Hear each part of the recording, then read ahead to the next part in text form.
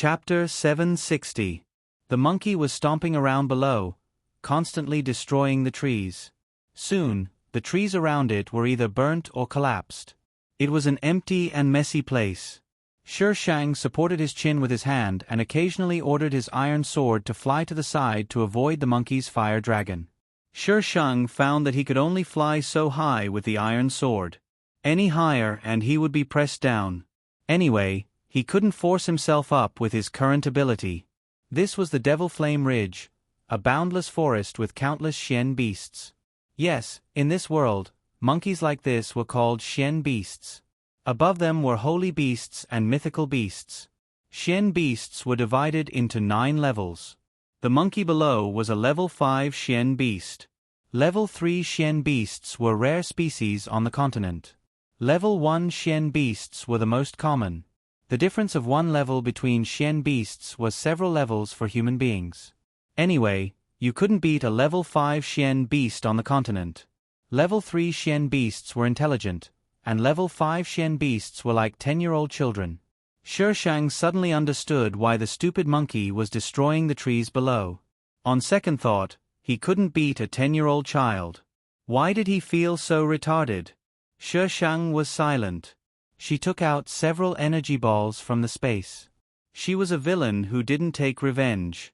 She aimed at the monkey and threw the energy balls down. Maybe it was because the monkey caught the energy balls last time, but when Sher Shang threw the energy balls, the monkey subconsciously reached out to catch them. The energy balls landed firmly in its hands. Sher Shang was speechless. It was a pity that the monkey didn't become an athlete. The previous energy ball was still in its mouth. After catching it, the monkey stuffed the energy balls into its mouth again. Sher Shang looked at its expression of enjoyment and was a bit baffled. Was this thing delicious? Sher Shang looked at the energy ball for a while and put it in his mouth. It was cold, like ice cream in summer. It was cold but tasteless. She didn't understand the world of children. Roar!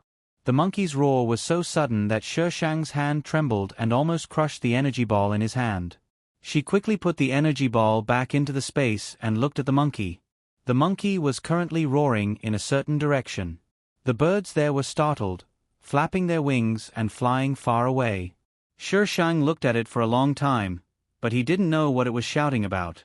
Anyway, after it finished shouting, the monkey began to destroy the trees again. Sher Shang was speechless. Was there something wrong with this monkey's brain? System, quickly check if there are any strange things nearby. I'm not your explorer.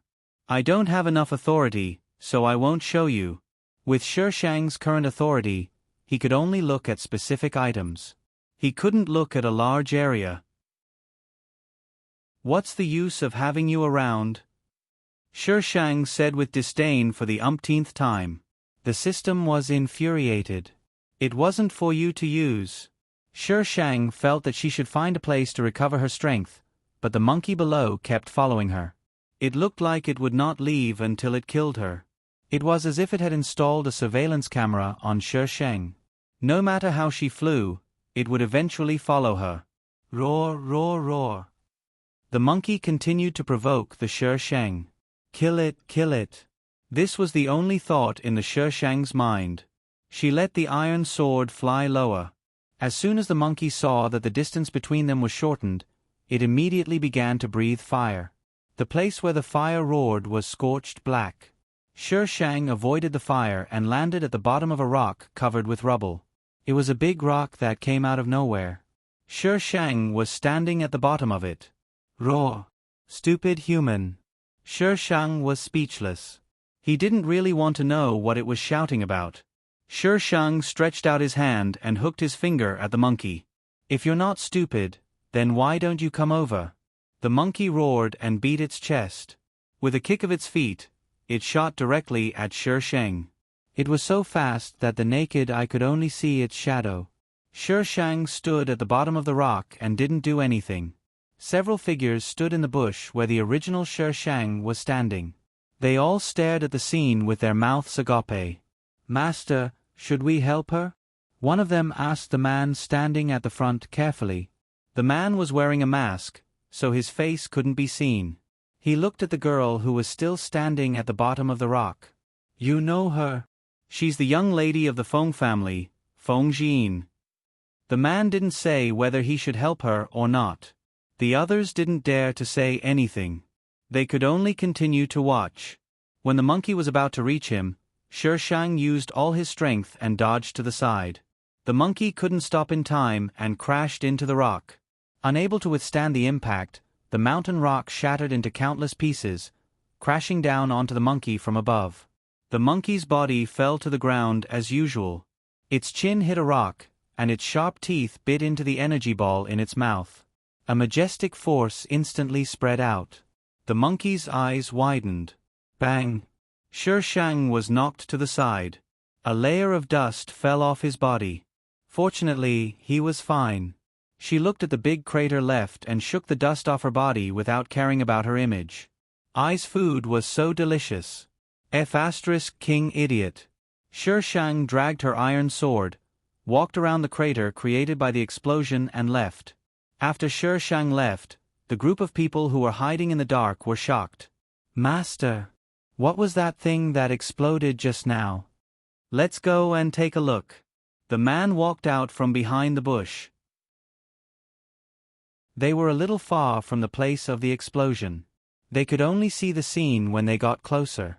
In the huge pit, flashes of lightning were constantly flashing. The entire pit was emitting a terrifying power. The further they walked, the more uncomfortable they felt. Their legs trembled, and they had the urge to kneel down. After a long while, someone asked in a toneless voice, "What is this?" The big rock that had been standing here just now was completely gone. Only the broken stones scattered in the crater proved that there used to be a big rock here. The crater was very deep. It was at least 7 or 8 meters from the ground. The bottom of the crater was clean. The serious ape's corpse was nowhere to be seen. The soil in the crater seemed to have disappeared as well. Everyone looked at each other and at the crater. 10 seconds later, they shifted their gazes to the man. They had never seen such a strange phenomenon before. The man held an object and threw it into the crater. Bzzzt. As soon as the object entered the crater, it was struck by lightning. In the blink of an eye, it disappeared from everyone's sight. Not even a piece of it was left. Silence. The man looked in the direction Shishang had left and murmured, "Feng Jin. Monkey. Am I going offline just like that?" Little fairy. What else? Monkey. At least let me show off my power before I go offline. Feng Ci. You want to add more drama? I didn't even say anything. Monkey. Little fairy. Shishang. Let me ask you an important question. Why did you eat my energy ball? Monkey. My tooth hurts. It hurts. Icy cool. You deserve it. Don't miss it when you pass by. Please buy it with a ticket. No credit and no credit cards. Cherub. Chapter 761. Shishang didn't go far before he met a group of people. It was a small group sent by the Feng family to find someone. The leader was an elder of the Feng family. Seeing Shishang standing in front of him unscathed, he almost cried tears of joy. If something happened, how would he explain it to the head of the family? There were also some Feng family members who were scattered in the group. When Shishang came back, these people rushed over to ask about his well-being and tried to make their presence known in front of Shishang. These children were all from the side branches. Although the original owner was a daughter of the family, her status was not lower than the young misses of the main branch. In the Feng family, there were many people who supported the original owner. If these people could gain the favor of the main branch, they would have a meteoric rise in the future. Shishang said a few perfunctory words to these people. His eyes swept over the group, but he didn't see Feng Qing. "Third young miss, what are you looking at? Third young miss, are you hungry? Do you want to eat something? Third young miss. Shishang. Please don't talk. Isn't it good to be a quiet, beautiful girl?" They were chattering like little swallows. No one was saying that they were the 5th elder brother. This is the Demon Flame Mountain Range, not the Feng family's training ground. What are you doing here? Shut up. A middle-aged man in the group scolded. The middle-aged man was tall and burly. The left side of his face was disfigured and the flesh was stuck together. He looked a bit ferocious. When he yelled, he looked even more vicious. The others suddenly stopped talking. They seemed to be afraid of this man. This man was called Wan Quan. He was a tutor of the Feng family. The group quieted down. Wan Quan turned around and continued to walk forward. The others didn't dare to speak and obediently followed behind. The 3 words Demon Flame Mountain Range made these young boys and girls who weren't even 20 years old have a layer of haze in their hearts. This wasn't the Feng family. They could die at any time. The sky gradually darkened. Wan Quan directly ordered people to rest. The elder of the side branch was dissatisfied with Wan Quan's behavior, but he couldn't say anything. After eating, Wan Quan had people gather around. There are still 3 people that haven't been found. Tomorrow is the last day. If we still can't find them, we will leave the Demon Flame Mountain Range. Shi Shang held his face and listlessly listened to these people's discussion. A batch of people had already been sent out, and this was the last batch. Wan Quan wasn't going to give up on the people he hadn't found. It was just that the Xian beasts' estrus period would be coming soon. The estrus period of Xian beasts was very strange. Xian beasts of the same rank would have similar estrus periods. Furthermore, Xian beasts in heat were very difficult to deal with, so humans would not choose to enter the Devil Flame Ridge at this time. The next day, they only found 1 person. In the afternoon, Wan Quan gave the order to return. A young lady suddenly stood up and said anxiously, "Teacher, we haven't found Miss 7 yet. We can't just leave like this." Her words silenced the group instantly. Everyone's gaze fell on the young lady. The 7th young miss was Feng Qing. Wan Quan glanced at the young lady. "I already told you last night. But the 7th miss is alone in the Devil Flame Ridge. She will die." The little girl was very anxious. Her life is important, but so are all of us. Someone at the side was dissatisfied. What's more, 3rd miss is still here. If something happens to 3rd miss, who will take responsibility? Shi Shang let go of her hand that was holding her face.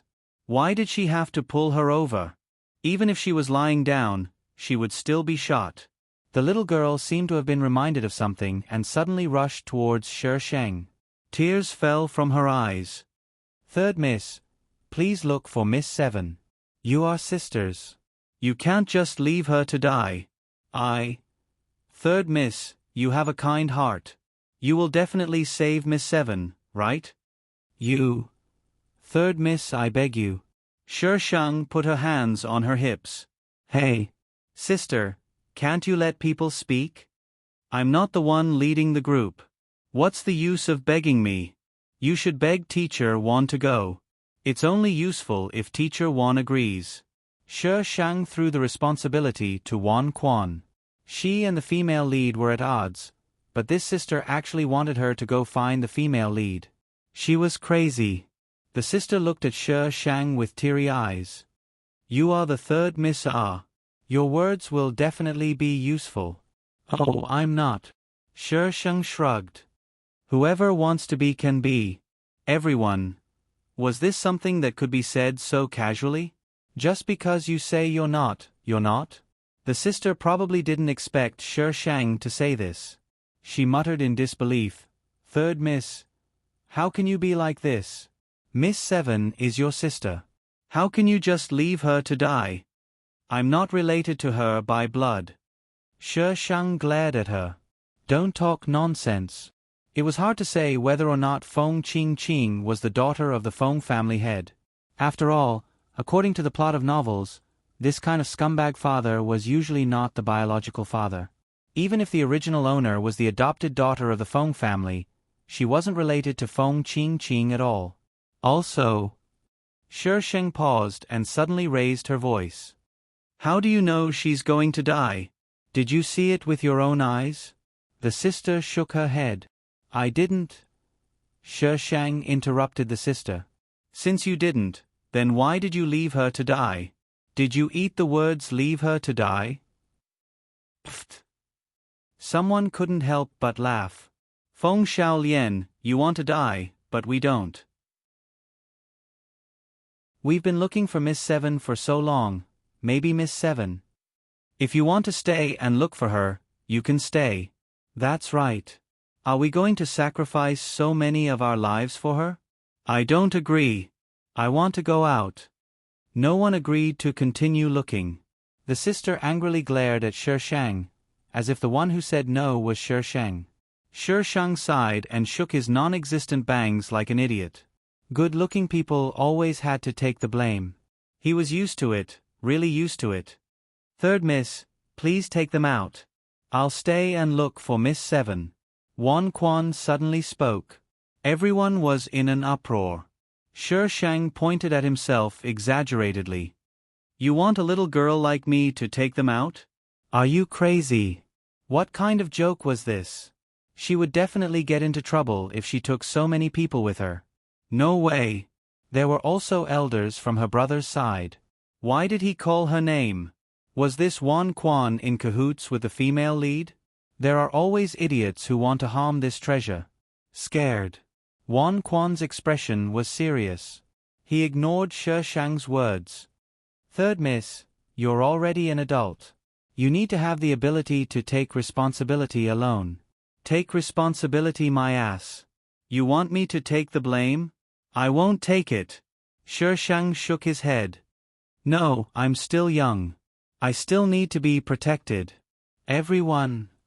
Third Miss, what's wrong with you? Mentor Wan, Third Miss is more important. The elders from the side branch reminded him. The family head didn't care about Miss Seven at all. Compared to Miss Seven, Third Miss was much more important. The sister looked at Wan Quan pleadingly.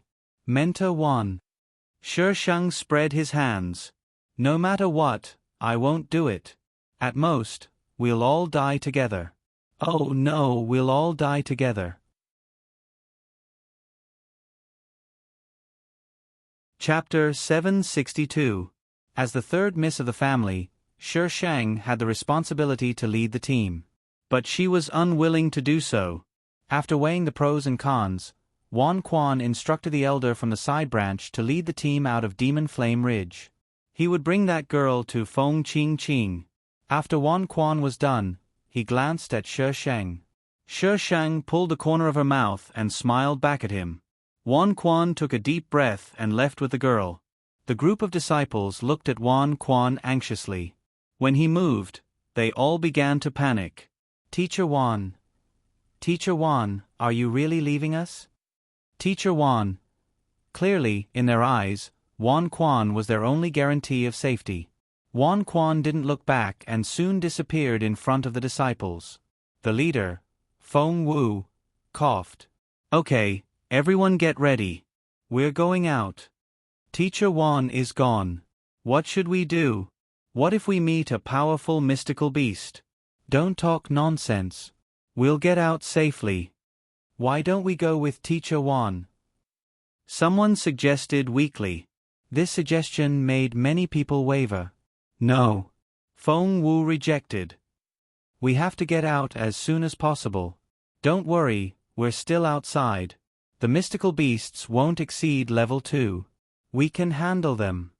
Shi Shang continued, didn't we meet a level 5 sky wolf ape before? Feng Wu's mouth twitched and he looked at Shi Shang pleadingly. Third Miss, please don't make trouble, okay? That's right. We've already met a level 5 one. If we meet a more powerful one, we'll lose our lives here. I don't want to die. Let's go with Teacher Wan. Teacher Wan is so powerful. He'll definitely protect us. Enough. Feng Wu acted like an elder and scolded. If you talk less, the mystical beasts won't be attracted. Feng Wu didn't agree. Although the disciples complained, they didn't dare to follow. They could only follow Feng Wu out of the Devil Flame Ridge. Shi Shang leisurely followed behind. No matter who talked to her, she put on a "I'm very cold, don't talk to me" expression. The disciples felt strange. Why was there something wrong with the third miss? In the past, third miss had a gentle personality. She would answer whoever spoke to her. Even if she didn't answer, she would still smile politely. Unlike now, he would throw a retard look whenever he had a disagreement. Why aren't we there yet? We've been walking for so long. When we came in, it didn't feel so far. I'm so tired. I can't walk anymore. Shall we rest here today? Rest. Feng Wu looked at the time and saw that it was getting late. He had no choice but to agree. Everyone, hold on for a few more days. We'll be out of the Demon Flame Ridge soon. A few more days. Grumbling could be heard everywhere. Shi Shang was munching on a fruit that no one knew where it came from, and slowly walked past the crowd. Third miss, where are you going? Feng Wu stopped Shi Shang and said, You'd better stay with us. Don't wander around. If you have something to do, ask someone to go with you. Feng Wu thought that Shi Shang wanted to solve his personal problems, so he kindly suggested. Shi Shang stuffed the last bit of fruit into his mouth, chewed it twice, swallowed it, and said, It's not safe here. Not safe. Feng Wu looked around and didn't see anything wrong. Third miss, what did you find? Nothing, Shi Shang answered confidently. Feng Wu, what do you mean by not safe? What's not safe? Shi Shang looked around and said airily, It's my intuition. Believe it or not. She turned around and continued walking. Feng Wu called her several times, but Shi Shang ignored him. It wasn't until her figure was almost hidden by the trees that Feng Wu hurriedly asked the people who had just sat down to rest to get up. By the time they reached Shi Shang, he had already started the fire. Third Mississippi, Feng Wu was a little out of breath. How can you start a fire? It'll attract the mystical beasts. These mystical beasts wouldn't be afraid of fire unless their attributes were incompatible. Oh, Shi Shang answered calmly. But it's already born. Put it out. Before the mystical beasts notice, Feng Wu said, and was about to kick the fire. Shi Shang stopped Feng Wu with the stick in his hand. Third miss? I didn't ask you to follow me, Shi Shang said calmly. You can go somewhere else. How can we do that? I have to protect you. When they came out, the patriarch had repeatedly warned them to protect Third Mississippi. Shi Shang gritted his teeth speechlessly, took back the stick, and waved his hand impatiently. Do whatever you want. Feng Wu hurriedly put out the fire. When he turned around, Shi Shang was already gone. Where's Third Miss? Did you see her? Feng Wu grabbed the nearest disciple. The disciple pointed at the tree beside them. Feng Wu ran under the tree and looked up. Shi Shang was lying on the tree trunk with a strange square object in his hand. Only then did he heave a sigh of relief. Why did Third Miss seem to be hyperactive recently? In the middle of the night, all the disciples were sound asleep. The disciples who were on night duty kept yawning and fighting to keep their eyelids open. They had been on the road for the whole day. How could they not be tired?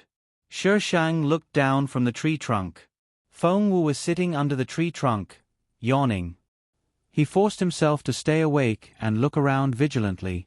But after a while, sleepiness came over him and his eyelids became heavier and heavier.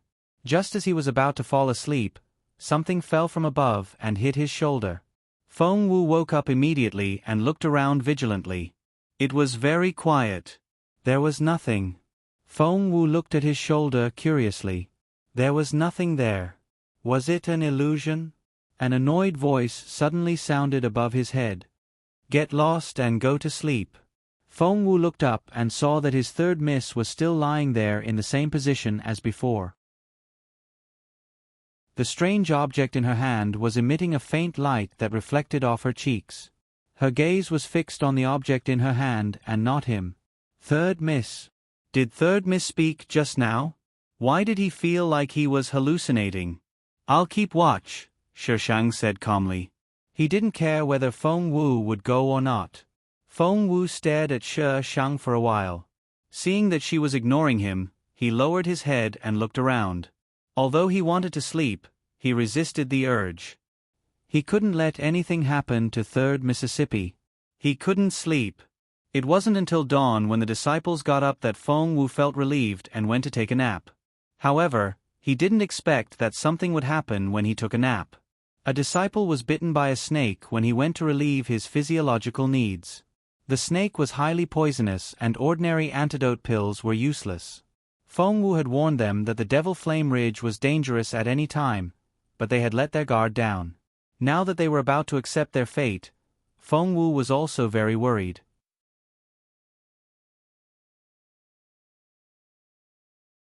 Chapter 763.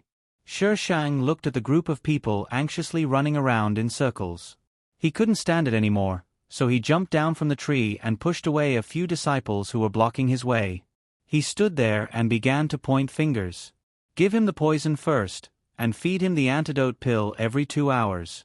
If you can get out of here within 3 days, he might be able to keep his life.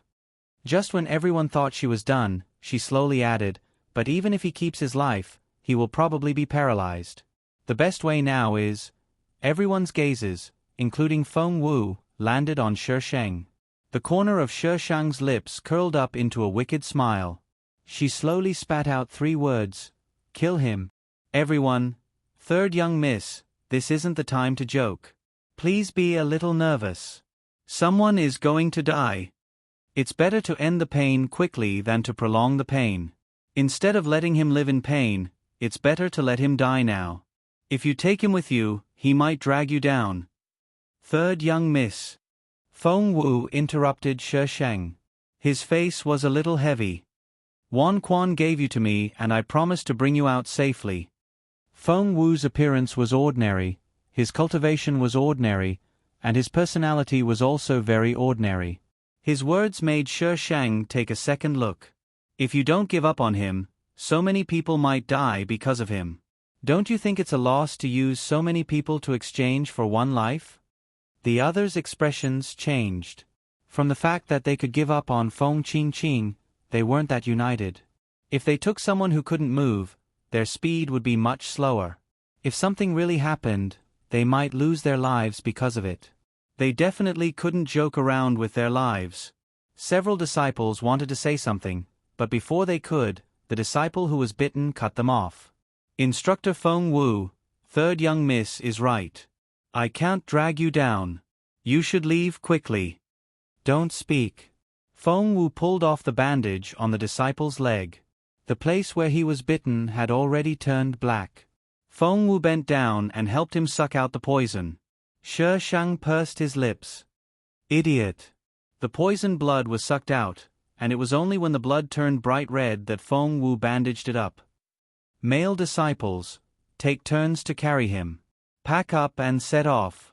Shi Shang watched them move and looked at the pale-faced disciple without saying a word. 3rd Mississippi, Feng Wu walked up to Shi Shang and said in a low voice, You don't understand how hard it is for people like us to survive. Who has it easy? Shi Shang's face was full of sarcasm. Do people living at the top of the pyramid have it easy? If you don't work hard and contribute, how can you stand at the top of the pyramid and look down on the world? I don't want to complain. I just want to tell 3rd Miss that I will do my best to help when I can. Shi Shang looked at Feng Wu. Oh, then why don't you go find Feng Qingqing? Feng Wu's expression changed slightly, and he didn't say anything for a long time. Shi Shang pursed his lips. Selfishness isn't scary. What's scary is the high-sounding reason used to justify it. Selfishness was selfishness. There was nothing to hide in Shi Shang. Because she was human, she had selfishness. Everyone had selfishness. It was just a matter of how big this selfishness would be and whether it would make you explode. Feng Wu lowered his head even more. 3rd Miss, when did you find out? Now. Feng Wu was startled. 3rd Miss? So who is he to you? Shi Shang didn't want to say anything, but Feng Wu wanted to talk to her and had to give her a reason. Shi Shang waved his hand. Forget it. You don't need to say anything. I'm not interested in knowing. There were many people with secrets. She wasn't interested in digging up everyone's secrets. Shi Sheng didn't ask Feng Wu anymore, which made Feng Wu sigh in relief. He wasn't just doing what the head of the household told him to do, he was also feeling a bit of fear. He always felt that third miss seemed to have seen through everything. She didn't seem like a 16-year-old girl. Instead, she seemed to have experienced great ups and downs and seen great bloodshed. But Feng Wu immediately threw this thought away. Third miss was so young. How could she have experienced all this? Because of the wounded, the team's speed was obviously slower. Seeing that 3 days were about to pass, Feng Wu became more and more anxious and urged everyone to hurry up. Shi Sheng and a few disciples lagged behind. The disciples discussed while hurrying along. They talked about the Feng family and the level 5 Xian beast from before. That's strange. We haven't seen many Xian beasts along the way. One of the disciples suddenly said, I heard that the Xian beasts in the periphery aren't high level, but they are still very common. Why? Do you still want to see Xian beasts? I wish I couldn't see them now. I just think it's strange. It's not normal. Estrus is coming. She probably went on a date, Shi Sheng interrupted. She has to prepare for a happy sex life in the future. It's normal to not see her. A few disciples looked back and were speechless. Third miss. You're a girl. Can you not speak without thinking? It's okay for boys to say such things, but you're a girl. Where's your restraint? Where's your image? Why are you looking at me? Did I say something wrong? Shi Sheng glared back. The disciples immediately shook their heads. No, no. One of the disciples suddenly reached out to stop the person next to him. He asked curiously, Did you hear something? What's that? A large army is coming toward you. Shi Sheng leaned over with a smile on his face. Hurry up and run. Otherwise, it'll be too late. It's starting to be dramatic. I'm so scared. It's so easy to guess the plot of a plot. Mom doesn't have to worry about me being tricked anymore. There was a burst of flapping sounds in the distance. The ground shook more and more violently. It seemed that a large army was running toward them. The disciples looked at Shi Sheng in astonishment. The team in front also heard the noise and stopped. They were confused. What's that sound? What's going on? It's coming from behind. Rumble. The sound was getting closer and closer. It was getting closer and closer. The towering tree in front of them suddenly began to collapse and fell from the sky. Ah! Oh no, run! Feng Wu suddenly shouted. Protect 3rd Mississippi. When they came to their senses, they looked at the place where Shi Sheng had been standing. He was nowhere to be seen. That familiar figure had already run to the front. Everyone was speechless. Of course, they didn't have time to complain. They quickly ran behind Shi Sheng. The deafening sound behind them made them not dare to look back. They didn't know what was making such a loud noise.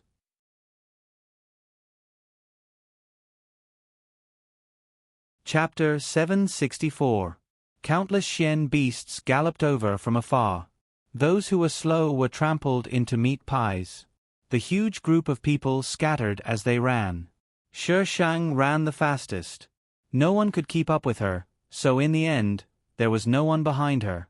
With no one around, Shi Sheng took out her sword and flew into the sky.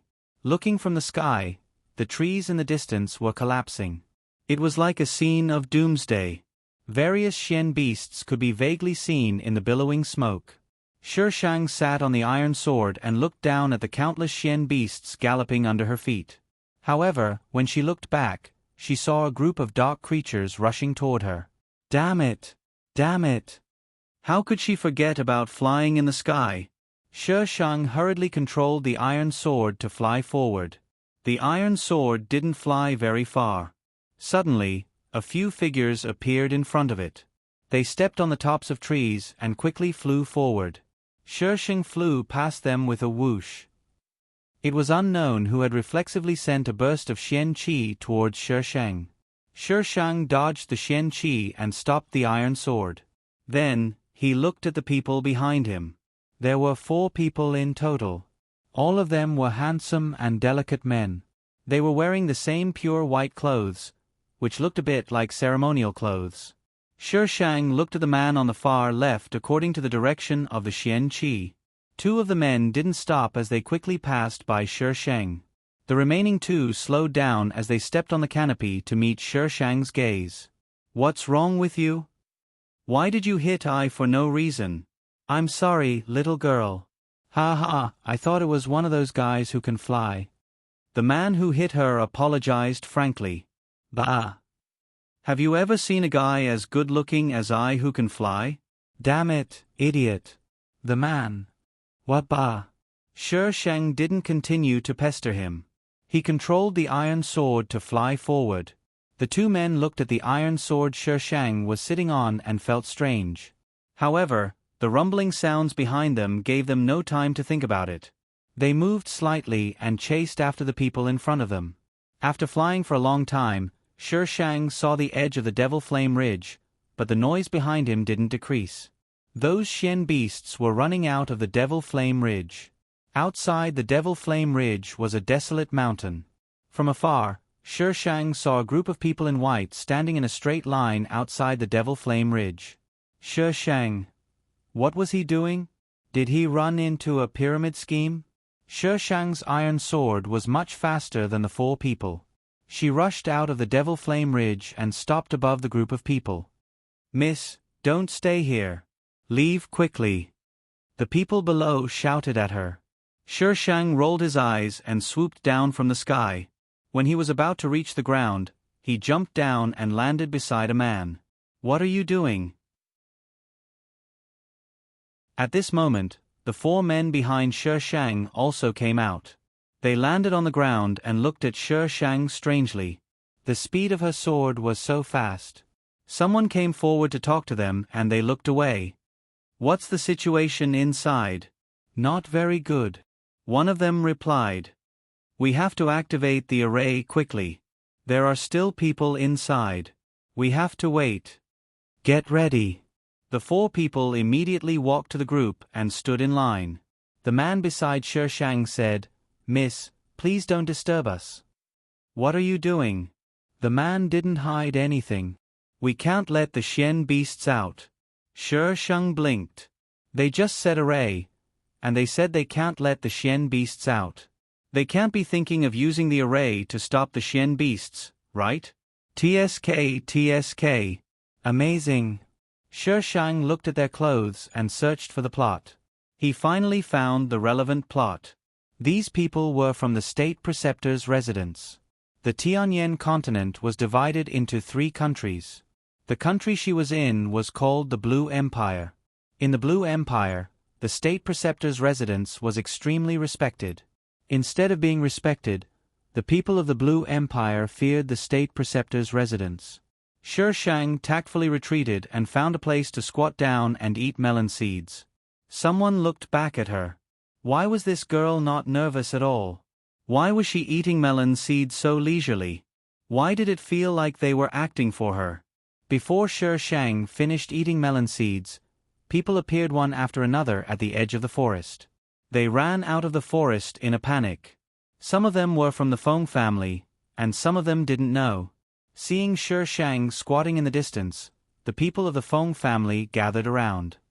3rd Mississippi, Shi Shang glanced at these embarrassed people and silently handed over a handful of melon seeds. Everyone, they were almost scared to death. Who would be in the mood to eat melon seeds? Although they thought so, they still took the melon seeds. What a joke. These were from the 3rd Miss. How could they dare to refuse? More and more people came out of the Devil Flame Ridge. The people of the Feng family directly surrounded Shi Shang.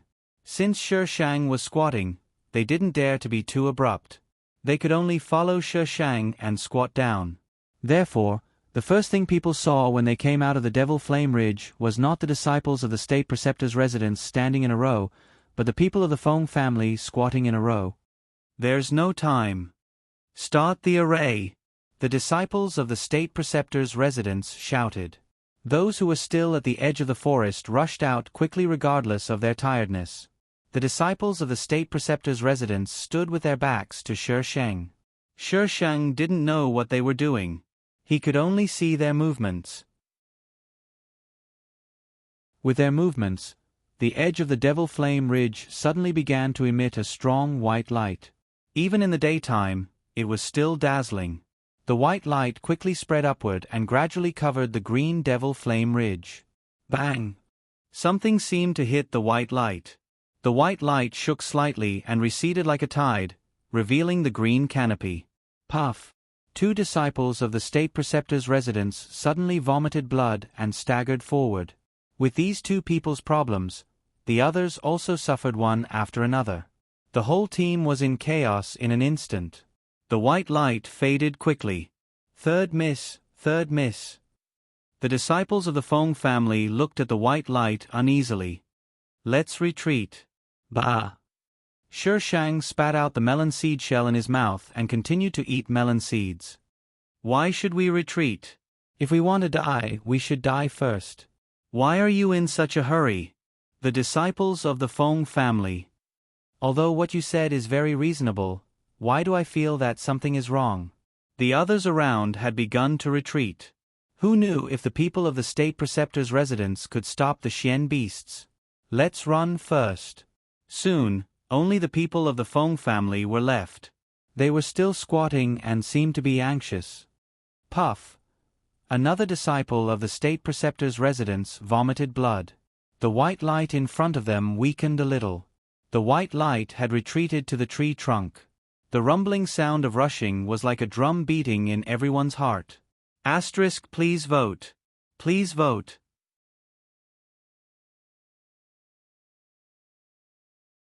Chapter 765. What is that? The Feng family disciple suddenly pointed at Demon Flame Ridge, looking shocked. Shang raised his head and saw a kirin. Its body was covered in red scales, and its feet were on fire. It was fighting someone.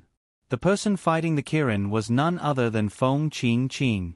Feng Qing had captured a kirin in Demon Flame Ridge. It was written in the story, but it wasn't a blood kirin.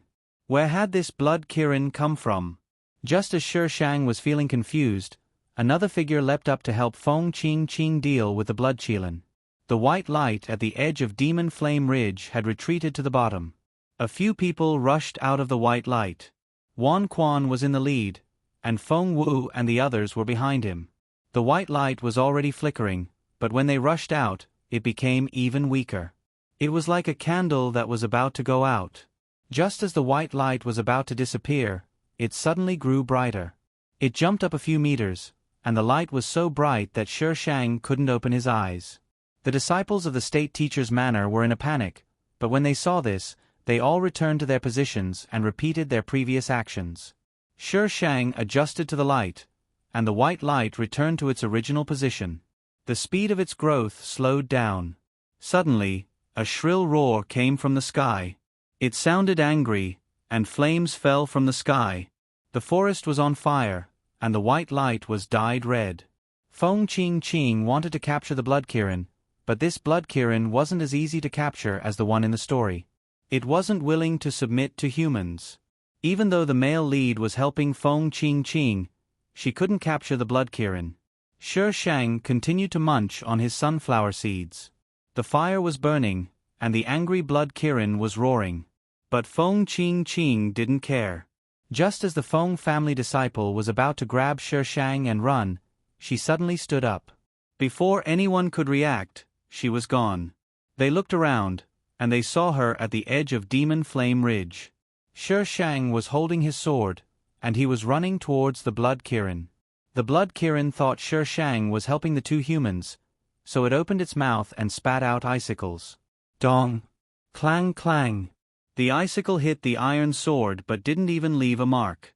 Shang stepped back and almost fell from the sky. The blood kirin was different from the other kirins in that it was an all-element sacred beast. Not only could he use fire, but he could also use ice, water, metal. Ordinary Xian beasts usually had a single element. Fire element was fire element, and very few had 2 elements. The classification of humans was similar to that of Xian beasts. It was best to have a single element, followed by 2 elements. In their opinion, those with more than 3 elements would not be able to achieve anything. But Feng Qingqing had 4 elements. Her space had a cultivation method that could balance the relationships between several elements. Later on, Feng Qingqing would become a full element cultivator. Shi Shang shook his numb hand and looked at Feng Qingqing and the man next to her. The man was wearing a mask, so Shi Shang could only see his eyes. There was a hint of disdain in them. Needless to say, this was definitely the male lead Helian Yu. When Feng Qingqing saw Shi Shang, she thought it was strange. But before she could think about it, the Blood Kirin's next wave of attacks had begun. Feng Qingqing's body was covered in blood. She looked terrible, but she had not been defeated. Shi Shang stood next to her and didn't do anything. Feng Qingqing didn't know what Shi Shang was going to do, so she was distracted. The Blood Kirin slapped her with its claws. He Lianyu helped Feng Qingqing block the Blood Kirin, giving her time to recover. Shi Shang, who hadn't moved, suddenly moved. She came between He Lianyu and the Blood Kirin, helping the Blood Kirin suppress He Lianyu. He Lianyu was forced to fall back. He Lianyu hadn't expected her to help the Blood Kirin. Let's go. Shi Shang looked at the Blood Kirin. The Blood Kirin looked at Shi Shang with confusion. Didn't she want to contract with it? Not interested. This guy was so big, but he wasn't cute at all. She didn't like him. The Blood Kirin was speechless. If she wasn't interested, then why was she helping him fight the humans? Shi Shang laughed, and his voice sounded evil. I can help the humans fight you, too. If you don't want to leave, then you can change sides. It doesn't make a difference to me. The Blood Kirin roared. The fire beneath its feet disappeared, and a gust of wind swirled around its feet. It turned its head and ran in a certain direction. In the blink of an eye, it disappeared into the horizon. He Lianyu wanted to chase after it, but a cold iron sword stopped him. The power of the iron sword made He Lianyu scared. He had never seen a weapon that was so sharp before. It wasn't hidden at all. It was as if it was afraid that no one would know it was a godly weapon. A real weapon would hide its light and return to its original state. But this sword, Shi Shang saw him stop, and his lips curled into a mocking smile. She doesn't want to, and you're forcing her like this. What's the difference between this and rape? He Lianyu was speechless. Feng Qingqing came up from below and saw the two of them confronting each other. Where's the Kirin? Feng Qingqing asked He Lianyu. It ran away. Are you going to wait for someone to take it? Are you going to wait for someone to rape you? It was Shi Shang who answered. Feng Qingqing hated the original owner of the body. She believed that the tragedy of her previous life was caused by the original owner of the body. Feng Qingqing was a bit angry at Shi Shang's retort, but she suppressed it and forced herself to calm down. Rumble. The sound of running in the distance was getting closer and closer, and a cloud of dust was rolling in. He Lianyu pulled Feng Qingqing and looked at Shi Shang meaningfully. Let's go out first. Feng Qingqing looked at the white light that had already spread very high. She didn't want to give up. If she could tame the Kirin, it would help her a lot. She had no choice but to follow He Lianyu out of the Demon Flame Ridge. When they were about to reach the edge, the white light suddenly sped up. He Lianyu flicked his sleeve and hit the white light a few inches down. He pulled Feng Qingqing and quickly flew out. Shi Shang followed them out. But just as she was about to leave, the white light that had already climbed very high suddenly dissipated and disappeared into thin air, revealing the Devil Flame Ridge's original appearance. Pooh! The disciples of the Imperial Tutor's residence all spat out blood. Everyone's eyes were focused on Shi Shang. Shi Shang was speechless. Why are you looking at me? It wasn't I who did it. The main culprit. Where's the F*CK? Helian Yu and Feng Qingqing who were in front of her just now were gone. And these people didn't seem to see them. Rumble. A large number of mystical beasts rushed out of the Demon Flame Ridge. The disciples of the Imperial Tutor's residence helped them up and ran away. The mystical beasts were like wild horses that had broken free of their reins, flooding the area below in minutes.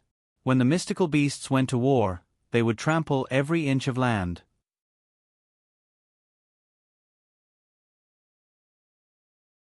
Chapter 766. Third Miss. Some of the Feng family disciples had already run away, but some stood in place and kept shouting, "Run!" Shishang landed where the Feng family disciples were and rolled her eyes. "Are you waiting to be minced meat? Feng family disciples. We are waiting for you." Shishang followed the Feng family disciples and ran to the nearest city. Because they were the last to reach the city gate was already closed and all kinds of defense arrays had been activated. At this time, it was impossible to open the gate for them. The city wall was full of people, and they all looked down at the team of about 20 people. "Third Miss, what should we do? If they don't open the gate, the Xian beasts will come." "Third Miss." Shishang looked up at the city wall. Among the crowd, Shishang saw Feng Wu, Feng Qingqing, and the others. "The array over there hasn't been activated yet. Let them come in from there," someone on the city wall said. "She destroyed the array of the divine guards. If it weren't for her, these Xian beasts wouldn't have come out at all. Why should we open the gate for her?" Some people in the crowd shouted excitedly, and the surrounding noise suddenly disappeared. "Which eye of yours saw I destroy it?" Shishang was furious. "It was clearly Helian Yu who destroyed it. Why should I take the blame? I won't do it." The other party shouted. "Someone saw it with their own eyes. Don't open the gate.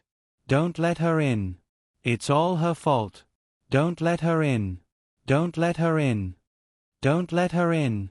The people on the city wall actually shouted slogans. Shishang gritted her teeth and put one hand on her waist. She stabbed her iron sword into the ground, as if she would take out her sword and slash at them in the next second. "Third Miss, the Xian beasts. The Xian beasts are coming." The Feng family disciples surrounded Shishang, and their voices were trembling. They had already seen the Xian beasts running at the front. "If they are coming, then so be it. Do you want I to welcome them?" Shishang was full of anger at this time, so his words were naturally unpleasant. The Feng family disciples. The Xian beasts were coming. They would die before they entered the city. The Xian beasts didn't stop at all and directly charged towards the city. Shishang stabbed the iron sword into the ground. With the iron sword as the center, a layer of dust rose and spread outwards. The fastest Xian beasts were overturned by an invisible force and crashed into the Xian beast army, causing chaos among the Xian beasts. The Feng family's disciples were all dumbfounded. "Oh my God, when did Third Miss become so powerful?" Sensing the danger, the Xian beast started to circle around the area where the iron sword had spread out and continued to run towards the city walls. Thus, a very strange phenomenon appeared below the city walls. With the crowd as the center, no Xian beasts dared to enter within a radius of 5 meters. They all ran past from both sides, forming a vacuum zone. This time, not only were the Feng family disciples dumbfounded, but the people on the city wall were also dumbfounded. Shishang drew his iron sword and said, "Go and break their formation." It was still the same words. If they were to die, they would all die together. If she wasn't allowed to go in, then no one would have a good time. "Wang wang wang. Why is it me again?" Shishang glared at I. "If you don't go, do you want me to tear down the city walls with my bare hands?" "Wang wang. You can, master." Scram. The iron sword vibrated a few times and reluctantly flew into the sky. It flew in the opposite direction of the city. Everyone was dumbfounded. Did it really run away from home? However, just a few seconds later, a ray of light shot over from afar. It pierced through the air and went straight into the city gate. Space seemed to be frozen for a moment. In the next second, the city gate cracked open, and there seemed to be a cracking sound. The defensive formations surrounding the city wall were destroyed one by one. Before anyone could react, the Xian beasts had already rushed out of the city gate and entered the city. The Xian beasts in the sky swooped into the crowd on the city wall and screamed. Shishang took out some melon seeds, squatted on the ground, and continued to eat them. Come and eat some melon seeds to calm down. She also distributed the melon seeds to the dumbfounded Feng family disciples. Feng family disciples. They couldn't calm down at all. Things were already like this, they had no right to speak. They could only take Shishang's melon seeds and squat on the ground to eat them. Feng Qing looked through the chaotic crowd at the person standing below. The young girl was squatting on the ground and eating melon seeds without a care for her image. There was no need to mention how strange the scene was. Shishang probably felt Feng Qing's gaze. He slightly raised his head and accurately met Feng Qing's gaze. The two people's gazes met in the air and sparks seemed to fly. Seventh young miss, let's go. Someone pulled Feng Qing. Feng Qing staggered and the person next to her blocked her view. When she looked down again, Shishang had already lowered his head and was focused on eating melon seeds. The Xian beasts passing through was simply destroying the world. When all the Xian beasts ran past the city walls could no longer be seen. There was only a pile of ruins and black smoke curling up. There was a thick smell of blood in the air. Third young miss. How did you?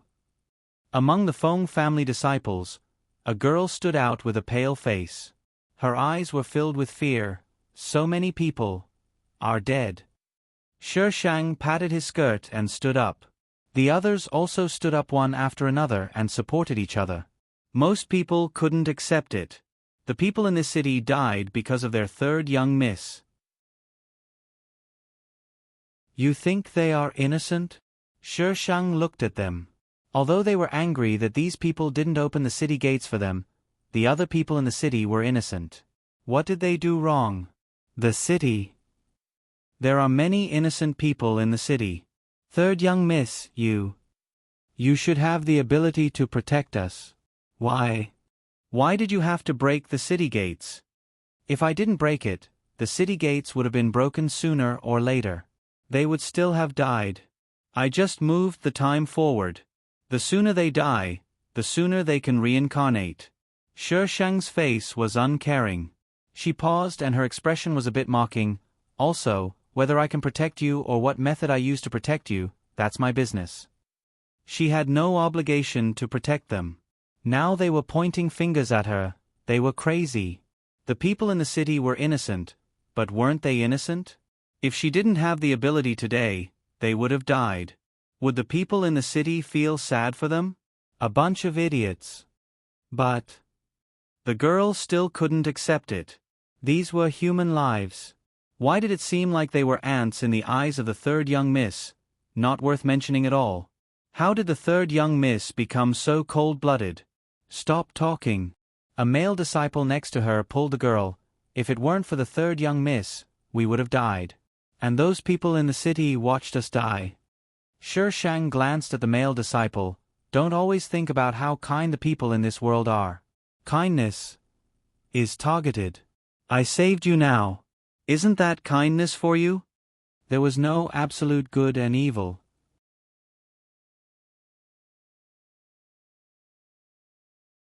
Chapter 767. Host, you're too much. The system couldn't stand it anymore. It's fine as long as you're happy playing games. This is a virtual world. Why are you saying that I'm too much? Why does the host always want to cause trouble in this world? Besides, they were the ones who framed me first. I'm an idiot if I don't take revenge. I didn't do anything wrong. She had only broken their formation. She hadn't done anything. The Xian beasts were the ones who did it. She wasn't going to take the blame. I've had enough of such a stubborn host. This isn't a game. Please don't treat these people like NPCs. From Shishang's point of view, these people were NPCs, so no matter how much the system yelled, it was useless. The system was so angry that it didn't want to say anything. It wanted to find its master. A few of the Feng family disciples couldn't accept Shishang's actions. They left the group and returned to the family. Shishang just looked at them calmly. He wasn't angry or anything else. It didn't matter to her what they chose. She saved their lives casually. She didn't care if they were grateful. As long as she was happy, it was fine. Crunch, crunch, crunch. There were only 7 Feng family disciples left. They looked speechlessly at Shi Shang, who was still eating melon seeds. How many melon seeds did she put on her body? No, that wasn't the point. Third young lady, are we going back to the family? Feng An, who was slightly older, asked Shi Shang carefully.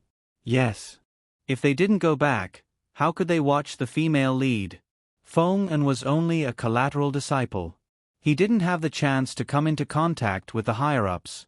He only heard that the third young lady was quite easy to get along with. After this incident, Feng An felt that she wasn't easy to get along with. She was the kind of person who would kill the entire city if she didn't agree with you. Feng An lived at the bottom of the Feng family. He had seen a lot of dirty things. If they wanted to live, they had to be strong. Although he felt that Shi Shang had gone too far, he knew that if it weren't for Shi Shang, they would all be dead. A large group of Xian beasts had rampaged across the continent and destroyed countless cities. The news that the culprit was the third young lady of the Feng family spread like wildfire. At the same time, the news that she had broken the defense formation and let the Xian beasts into the city also spread. Feng Jian's name had become the target of hatred in many people's hearts. It was all because of her that their families were ruined and they were forced to wander about. Even if Shi Shang heard people cursing her, she could still walk past them without changing her expression. However, Feng An and the others who followed her felt that it was unfair. Their third miss was not as hateful as the rumors said. A vicious woman like Feng Jian should be cut into pieces. She's only a scourge in this world. Cutting her into 1,000 pieces is already too easy for her. If it were up to me, we should pull her out and throw her onto the streets so that everyone can see what her heart is made of. Blah blah blah. Third miss, they've gone too far. Feng An couldn't take it anymore and walked over to Shi Shang.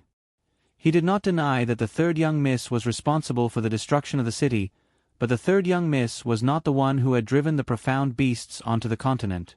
It was the failure of the Imperial Advisor's Divine Guard's defense that led to the appearance of the profound beasts on the continent. How could this be blamed on the third miss? It was no longer just these 2 incidents. As long as a part of the continent was destroyed by the profound beasts, Shi Shang would be blamed. Oh, then you can just kill them. Shi Shang's expression was indifferent. Feng An's expression changed slightly. There were so many people here. How could they escape if they killed them? Since you don't have the guts to kill them, then let them talk. Just let them talk. Don't think too much about it. You're not that big-hearted. Shi Shang patted Feng An's shoulder in a serious tone. Feng An, why did it sound like he was the one being cursed by the entire continent? Feng An and the others had planned to rest in the city for the night, but after hearing these people's curses, they decided to continue their journey. Third miss, there's someone up ahead. The disciple who was scouting ahead hurried back. They look like the Divine Guards. The Divine Guards? Shi Shang raised his eyebrows slightly. Someone had mentioned this before. She thought for a moment. This name seemed to be used for the people from the Imperial Advisor's residence. Yes, they're just up ahead. Something seems to have happened. The Divine Guards hadn't appeared since they left the Devil Flame Ridge. The Xian beasts were rampaging on the continent. Even the people from the Empire came out to command them, but the Imperial Advisor's residence didn't do anything. Shi Shang asked the disciple to lead the way. They were now at a high place. The Divine Guards had stopped on a small path at the foot of the mountain. The atmosphere was very solemn. Many people looked nervously at the carriage in the middle. However, it was very quiet inside the carriage. Only the mountain breeze could be heard rustling the translucent veil around them. The 4 corners of the veil were decorated with palace bells. The bells rang softly in the mountains. About 2 hours later, the bells suddenly stopped ringing. The swaying veil maintained its final arc and stopped moving in the air. The Divine Guards looked at the carriage nervously. When the bells rang again, the Divine Guards immediately surrounded the carriage. However, they didn't dare to show any signs of nervousness. They stood respectfully around the carriage. The heavy veil inside was lifted by a hand. A light purple robe was revealed. Slowly, the waist and chest were revealed. He stood outside the carriage with his hands behind his back. The veil with the palace bells fluttered, making his figure look hazy. The veil slowly fell down. He jumped down from the carriage. When he stood on the ground, the veil behind him calmed down. There was no more sound. Imperial advisor. The divine guards knelt down together. The man's back was facing Shi Sheng. Shi Sheng couldn't see what he looked like. However, judging from his temperament, he couldn't be too ugly. Have you seen enough?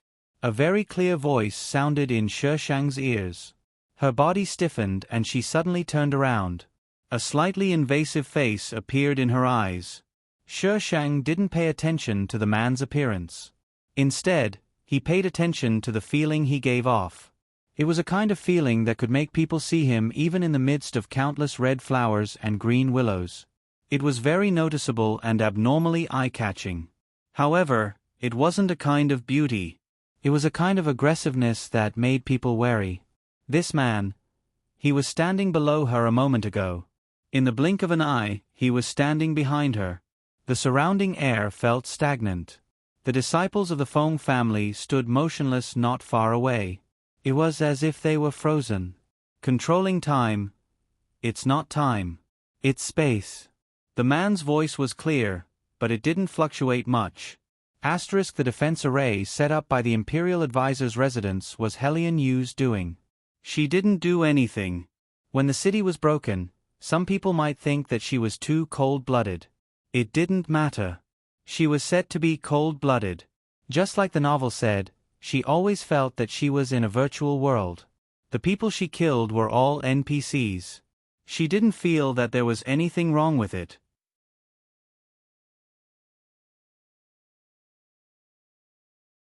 Chapter 768. You know what I'm thinking? Shi Sheng narrowed his eyes. A faint smile appeared on the man's lips, and his aggressiveness became even stronger. He opened his mouth and said, I know what everyone is thinking. Shi Sheng relaxed his body. Is that so? Then guess what I'm thinking now? The man looked into Shi Sheng's eyes. He seemed to see himself in her eyes, but it also seemed like he didn't. It was a little illusory. After a while he said, You're not thinking about anything. Shi Sheng blinked and tilted his head. Guess again. This time, the man didn't need to look into her eyes to know what she was thinking. He frowned slightly. Shi Sheng smiled and asked, Lord State Preceptor, I'm looking for someone to warm my bed. Are you interested? He really didn't need to do anything. Yin Wei, the owner of the State Preceptor's residence. Feng Xie, Feng Jian, Yin Wei called out to her as if she didn't hear what she just said. Why did you destroy my array? Shi Sheng, when did this Bao destroy your array? When did I destroy your array? Isn't this the first time we've met? Don't think that you can talk nonsense just because you're Feng Xie. Devil Flame Ridge, Yin Wei reminded Shi Sheng. Be reasonable. Shi Sheng was furious. It was clearly Helion Yu who destroyed it. I won't take the blame. It didn't matter what others said, but he couldn't. Yin Wei looked at the girl in front of her. She was beautiful and her expression was confident. She was undoubtedly beautiful. However, there was an elusive darkness around her. It was as if she would step into an endless abyss if she wasn't careful. What evidence do you have? Yin Wei looked away. Shi Sheng asked, What evidence do you have to prove that I did it? Yin Wei didn't answer. Shi Sheng felt that the surroundings were still for a few seconds. When he blinked, Yin Wei was already gone. The palace bell rang below. The carriage and the group had already traveled a distance. Shi Sheng, my Feng Xie is amazing. He's so amazing this time. Space and time were two completely different concepts. Yin Wei could control space. Feng An and the others looked at the team that had already set off in confusion. Strange, when did they start moving? I don't know. We arrived there in the blink of an eye. The Feng family's disciples all had the same feeling. In the blink of an eye, The troops that were sent down suddenly disappeared from their previous location and appeared in the distance. Shi Shang jumped down from the mountain and chased after the carriage.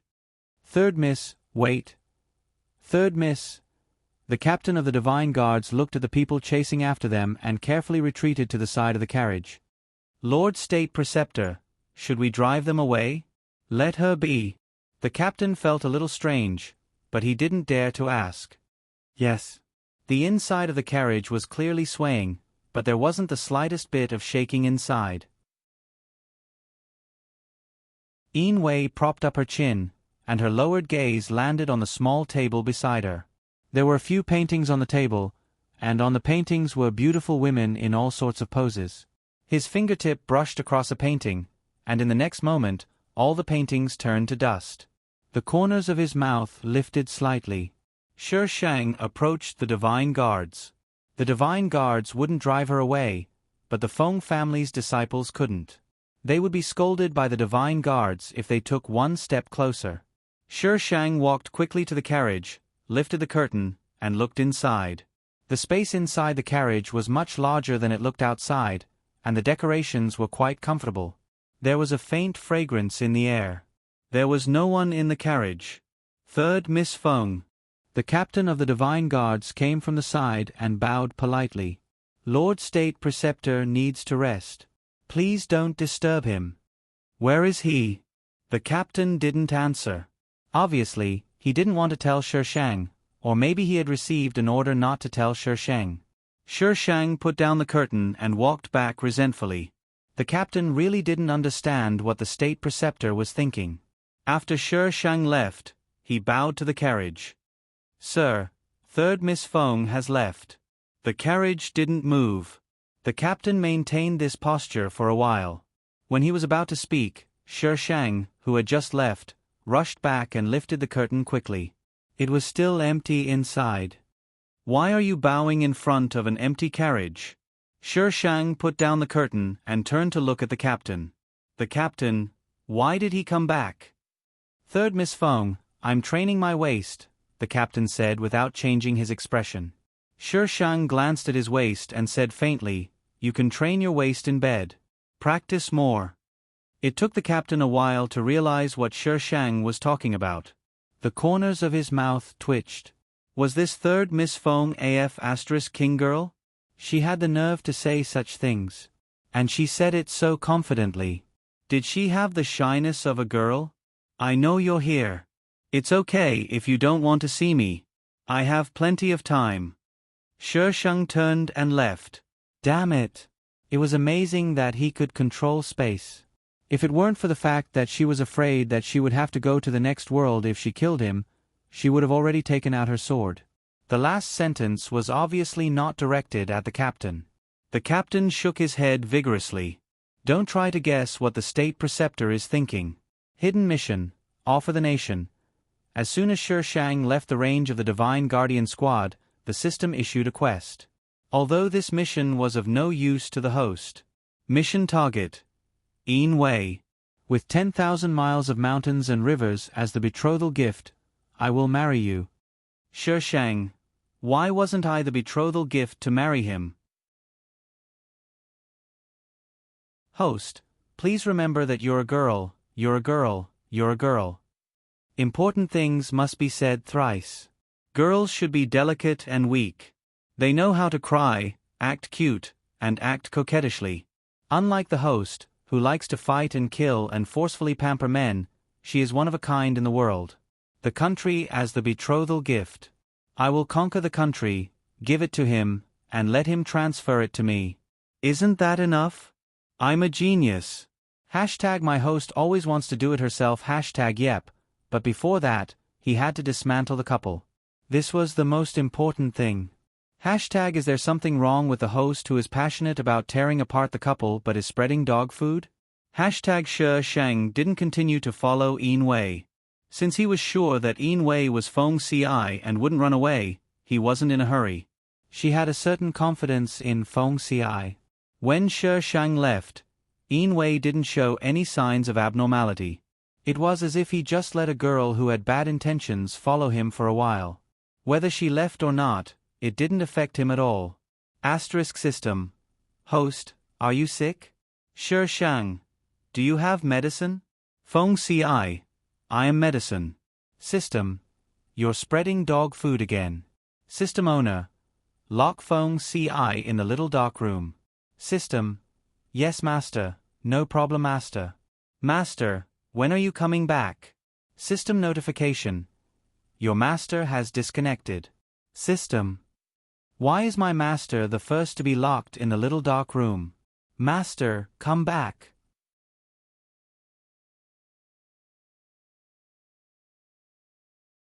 Chapter 769. When Shi Shang returned to the Feng family, the Xian beasts had been driven back into the Devil Flame Ridge by the three empires. Only a few Xian beasts were still causing trouble on the continent. The three empires were still investigating the cause of the Xian beasts' riot. The Xian beasts came from the Kanglan Empire, so the other two empires took the opportunity to make trouble. The Kanglan Empire had to compensate them for the losses caused by the Xian beasts. The Kanglan Empire was the weakest among the three empires, so it was attacked by two empires at the same time. The news that Shi Shang was the main culprit spread like wildfire.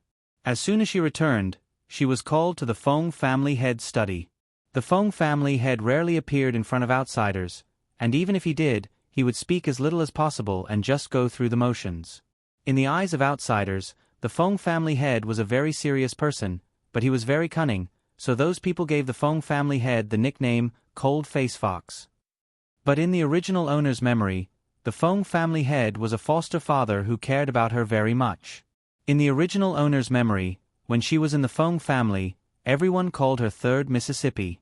When she was young, she also thought that she was the Feng family head's biological daughter, but later the Feng family head told her that she was his foster daughter, not his biological daughter. The Feng family head had been instilling this idea in her, so the original owner gradually realized that she was not the Feng family head's biological daughter. Father, Shi Shang cutely called. The man on the head seat had a cold face. Time had left traces on his face, and there were wrinkles at the corners of his eyes. Although the lifespan of a cultivator would be extended, it was only extended, not immortal. Are you hurt? The Feng family head looked at Shi Shang a few times, as if to determine whether she was injured or not. Shi Shang shook her head. The Feng family head's face sank. What happened? The Feng family head was naturally asking about the matter of her being the main culprit on the continent. Hellion, you framed me.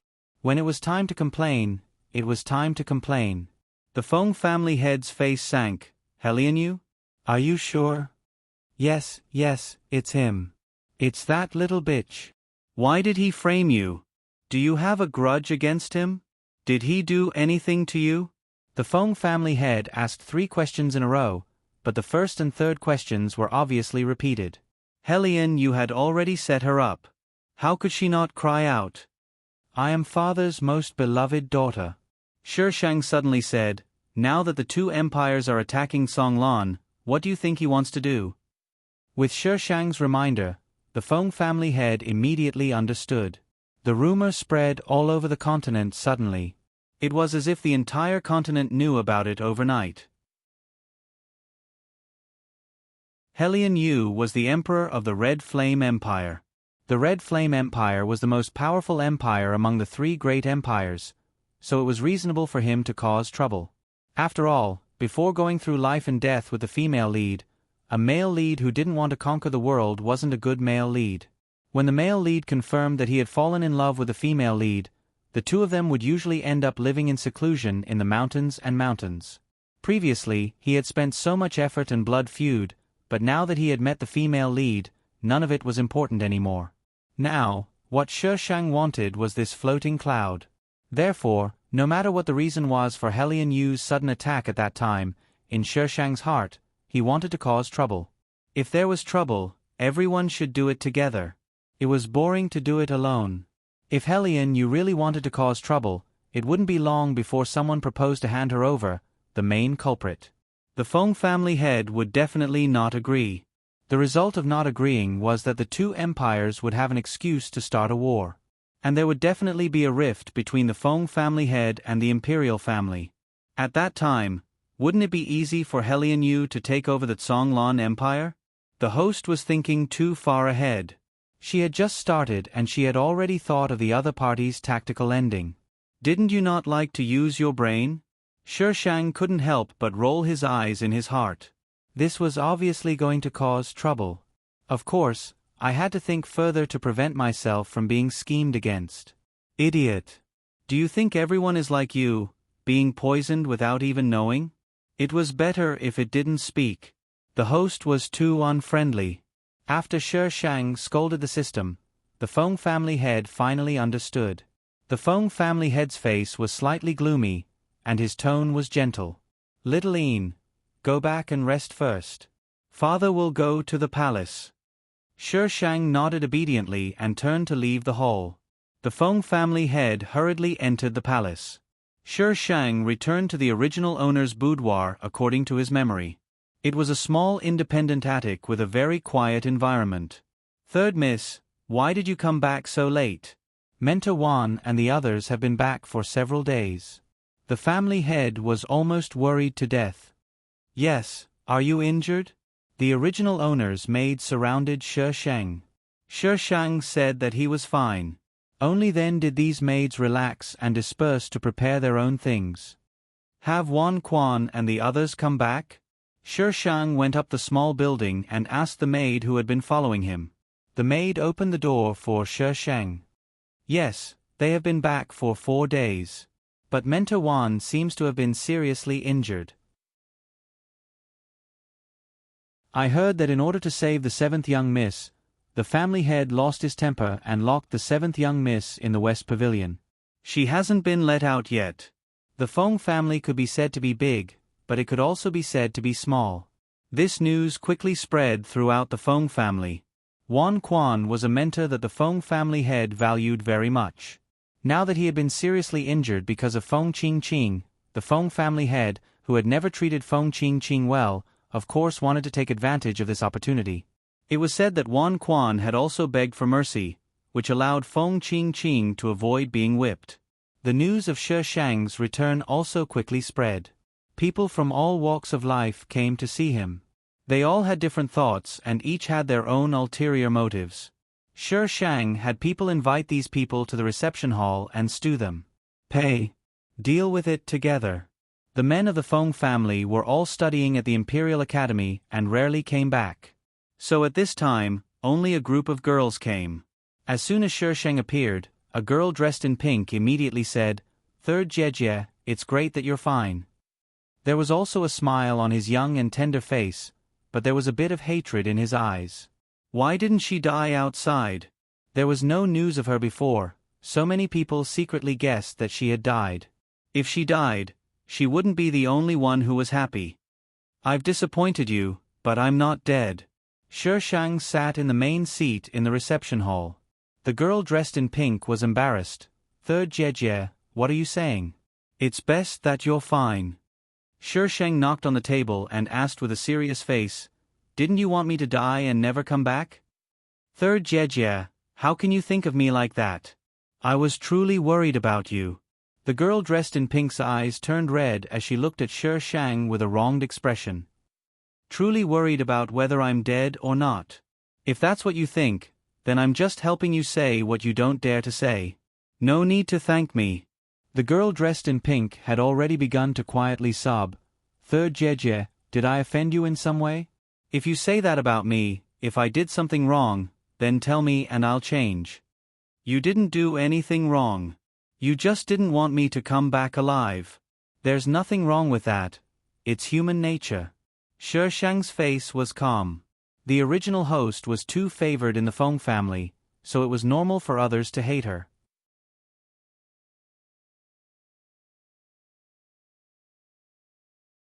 Chapter 770. The girl in pink ran away crying as if she had been humiliated. Shang smiled silently and looked at the people next to him. The head of the Feng family only had one biological daughter, who was set to be an illegitimate daughter. She was the only adopted daughter left. The head of the Feng family had many brothers, so the people here were all from the other branches. Because the head of the Feng family didn't have any biological children, the children of the other branches were all ranked. This meant that the head of the Feng family could choose a successor from them.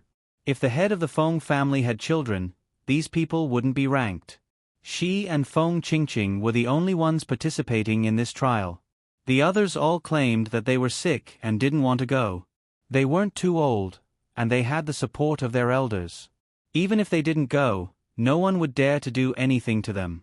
But now, it seemed that something was fishy.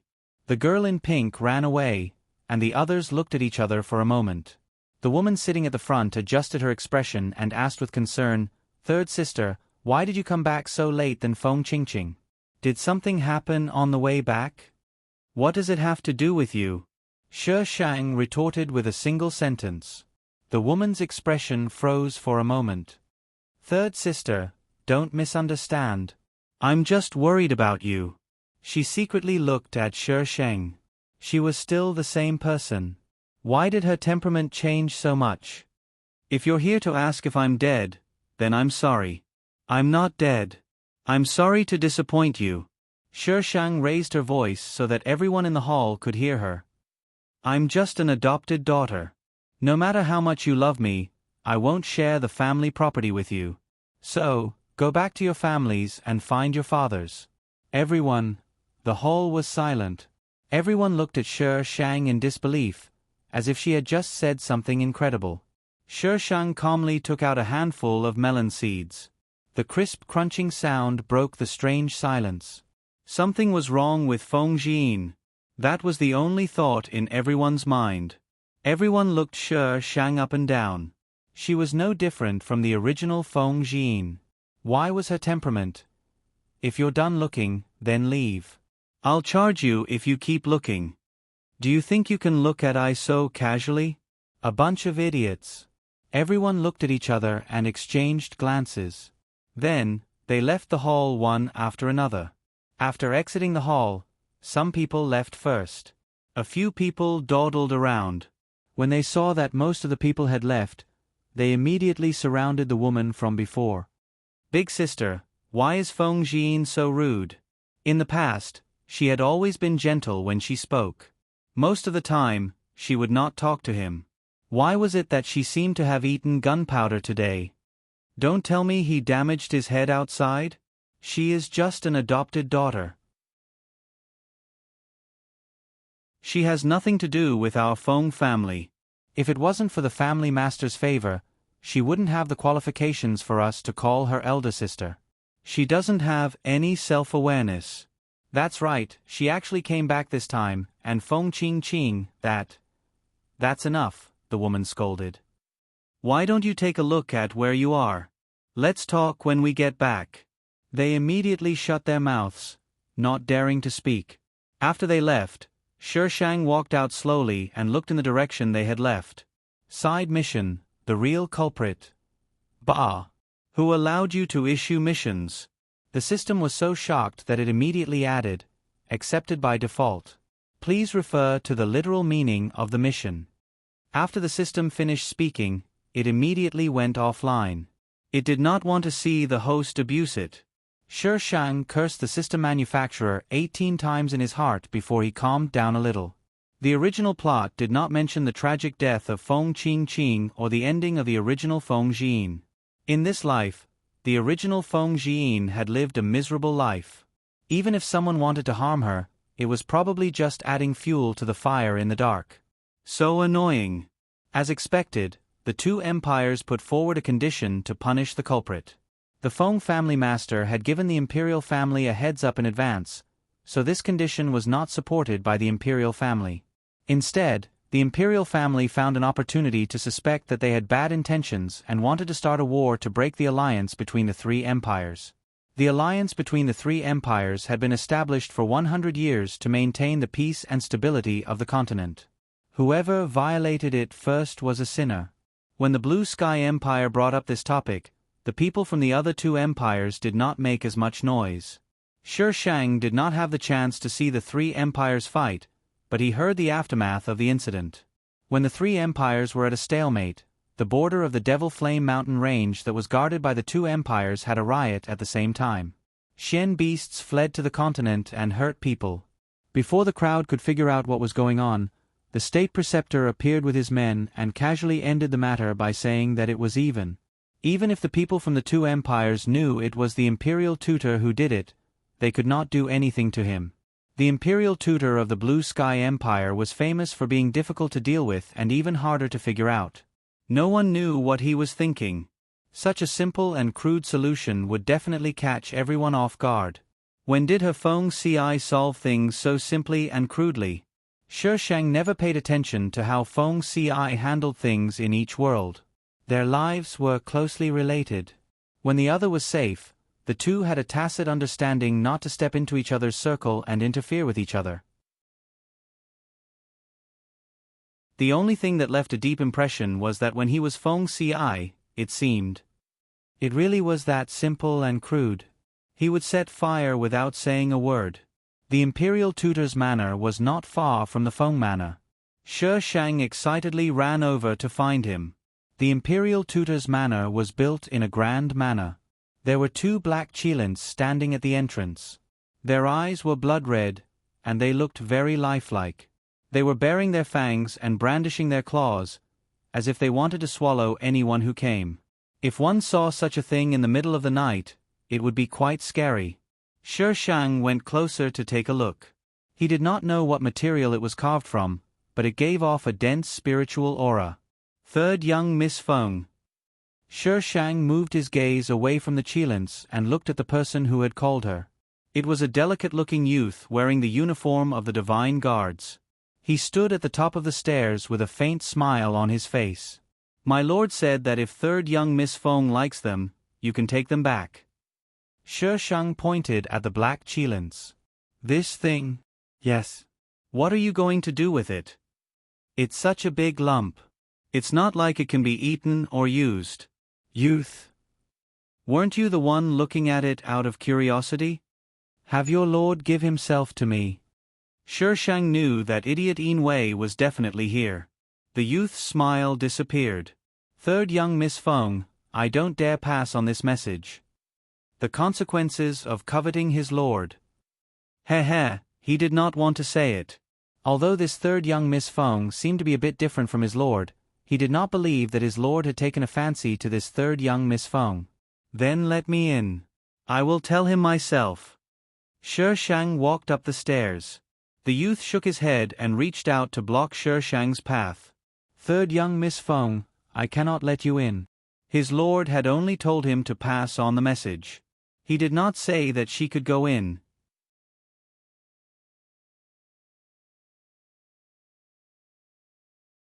Chapter 771. Shi Shang was stopped outside the imperial tutor's residence. The young man wouldn't let Shi Shang in no matter what. Feng third young miss, master doesn't want to see you. The young man's tone was tactful. Shi Shang and the young man stared at each other. I want to see him.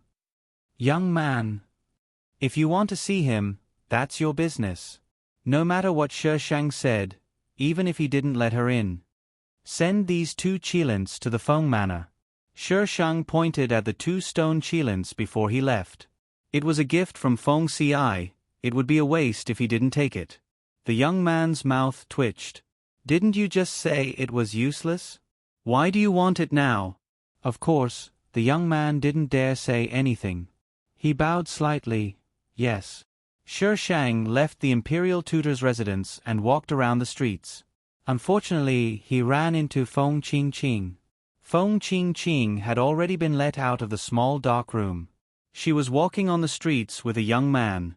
Shi Shang remembered the young man, the one who had been bitten by a snake in the Devil Flame Ridge. Shi Shang hadn't thought that he would still be alive. But he was with the female lead, so it wasn't strange that he was still alive. The two of them had just come out of a medicine shop. Shi Shang stood at the bottom of the stairs and looked at Feng Qingqing. Hatred flashed through Feng Qingqing's eyes. It was because of this woman that she had lost a divine beast. That was a blood Qilin, one that was rarely seen in 1,000 years. It was also because of her that she had been punished so severely by the Feng family head. She was clearly the daughter of the Feng family head, but she was like an insignificant outsider. After being reborn, Feng Qingqing didn't have any hopes for family. She just wanted to become stronger. Feng Qingqing suppressed the emotions in her eyes and walked past Shi Shang with the young man. As the female lead, she wouldn't cause trouble unless it was necessary. Shi Shang didn't stop Feng Qingqing and let her pass. When the young man passed by, he looked at Shi Shang strangely. He clearly remembered what she had said in the Devil Flame Ridge. Although she wasn't wrong, compared to Feng Qingqing who had saved him, the young man couldn't help but feel that Shi Shang was too cold-blooded. "What are you looking at?" Shi Shang glared back fiercely. "Be careful, or I will gouge your eyes out." Shi Shang's voice wasn't loud and Feng Qingqing who was walking in front didn't seem to hear him. Disgust appeared in the young man's eyes. How could such a vicious woman be compared to Miss Seven? He looked away and ran a few steps to catch up to Feng Qingqing. Shi Shang glanced at the medicine shop that Feng Qingqing came out of. The female lead must have come here to buy medicine for alchemy. Just like all Xuanhuan novels, there was a shortage of pills on this continent. As someone who possessed many pill recipes that had been lost on the continent, the female lead would soon shine brightly and be praised by everyone. Because of this, the male lead would also need the female lead's help to pull their relationship closer. Letting Feng Qingqing poison Helion would definitely be fun. Do you think the female lead is a fool? Would she poison the male lead? Besides, your mission doesn't include the male lead. Don't harm the male lead. Don't harm the male lead? F***K your mother. Does he really want to let go of the matter of him framing me? Does he think I don't hold a grudge? Shi Shang ground his teeth. I think the female lead is a retard. Tell me, who isn't a retard in your eyes? Shi Shang's gaze changed and he chuckled. They're all retards. The world was as black as a retard. Isn't this the Feng family's third miss? She actually has the face to come out. People like her don't understand the suffering of ordinary people. They only know how to be willful. After causing such a big trouble, if I were her, I would have killed myself to atone for my sins. The people on the street suddenly began to point at Shi Shang. Although the matter of the Devil Flame Ridge was solved by Yin Wei, the main culprit of this matter was still Shi Shang in the hearts of the people of the Zhonglan Empire. Shi Shang turned around and looked at the people who were talking. The few people who were in the middle of a heated discussion suddenly froze. Shi Shang sneered and put his hands on his hips. His expression was insolent. If you have the ability, then get rid of the evil for the people. Come. Let's hurt each other. I'm not afraid of you. The people who were gossiping suddenly felt a chill run down their spines. They took a few steps back in unison. But how could they be afraid of a girl when they were all grown men? You're a girl. How can you be so ruthless? One of them dared to criticize. Who said that girls can't be ruthless? Shi Shang glared at him. His tone was as fierce as it could be. Did you say that? Or did Emperor I say that? If a man was ruthless, he could do great things. If a woman was ruthless, he said that she had the heart of a snake and scorpion. Who the hell said that a woman had to be kind, couldn't be ambitious, and had to stay at home to take care of her husband and children? Shi Shang's aura was as if he would immediately rush up and kill them if they dared to say no. They looked at each other and quickly turned around and ran away. Why was the Feng family's third miss like a lunatic? #my host is always causing trouble. Causing trouble is the female lead's privilege. Why are you stealing other people's work? Can't you just quietly complete a mission? Shi Shang strolled around the streets and bought a bunch of strange things. At least from the system's point of view, they were strange things. When he passed by a road that he had to pass to return to the Feng Manor, Shi Shang was blocked on the main street. There were 3 layers of people surrounding him and he couldn't see what was going on inside. Shi Shang tugged at a girl. What's going on inside? A good dog doesn't block the way. These people were blocking the main street. How could they let people pass? The girl shook her head. I don't know. I just got here. Shi Shang stood on his tiptoes to take a look. The chances of her squeezing through were 0. After using a Herculean effort, Shi Sheng finally squeezed his way to the front. The first thing he saw was the black qilin in the middle. The divine guards were standing around the qilin, and standing across from it was the female lead, Feng Qingqing. Feng Qingqing's face was a bit pale as she was supported by the man beside her. Shi Sheng. Causing trouble. Feng Qingqing and the divine guards were fighting. It wasn't that Feng Qingqing was causing trouble, it was that Feng Qingqing had chased after a person and ran into the divine guards that were escorting the qilin. The members of the divine guards thought that Feng Qingqing wanted to do something and started fighting without a word. Feng Qingqing didn't dare reveal too much of her strength and was heavily injured by the divine guards.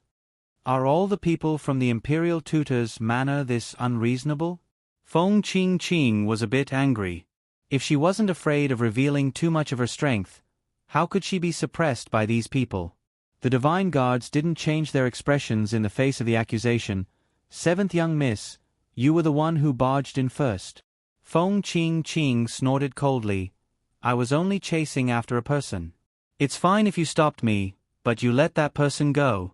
Could it be that person is from the imperial tutor's manor?" The divine guards were still calm. "We don't know who seventh young miss was chasing and we didn't see it. It's a fact that you barged in." Asterisk 50. Today's explosive update was over. Vote up. Vote up. Tip up. Come, come.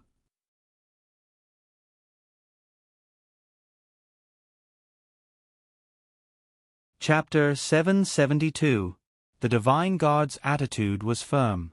They didn't know anything, but they were certain that Feng Qingqing had broken in with ulterior motives. Feng Qingqing snorted coldly. "I didn't think that the imperial tutor's residence would turn black into white, unable to distinguish right from wrong." In the plot, Feng Qingqing and the imperial tutor's residence didn't get along. No matter what was discovered, Feng Qingqing definitely wouldn't be kind to the divine guard. The imperial tutor's residence was a very high existence in the hearts of normal people. The divine guard was a valiant existence comparable to an army. But the imperial tutor's residence's reputation wasn't very good. The divine guard's actions were all centered around Yin Wei. Whatever he said was right. Even if Emperor I came, it would be useless. And Yin Wei's actions were unpredictable. Sometimes she did good things, sometimes she didn't. It could even be said that she was vile. So this kind of existence that could rebel was like a ticking time bomb in the eyes of these people. Who knew when she would rebel? Feng Qingqing also understood that she couldn't fight the divine guard head on right now. She couldn't expose her strength yet. She was still too weak. Therefore, she swallowed her anger and stepped aside. A female lead that could endure could achieve great things. But the Shi Sheng only felt that it was strange. This was too far-fetched. Lord Plotline really worked hard to get the female lead and the villain to the party. The divine guard carried the qilins away. Many of the onlookers recognized the two iconic qilins. In the entire Zhonglan Empire, only the imperial tutor's residents dared to use qilins as guards. Aren't those the two qilins outside the imperial tutor's residence? Where are they being sent to? Let's follow them and see. So the divine guard's people escorted the qilins into the Feng residence. The Feng family head was confused. "May I ask what the imperial tutor's meaning is?" Feng family head, "We are just following orders." The Feng family head cleverly didn't ask, "These qilins." These were the two qilins outside the imperial tutor's residence. When they were first placed outside, many people coveted them.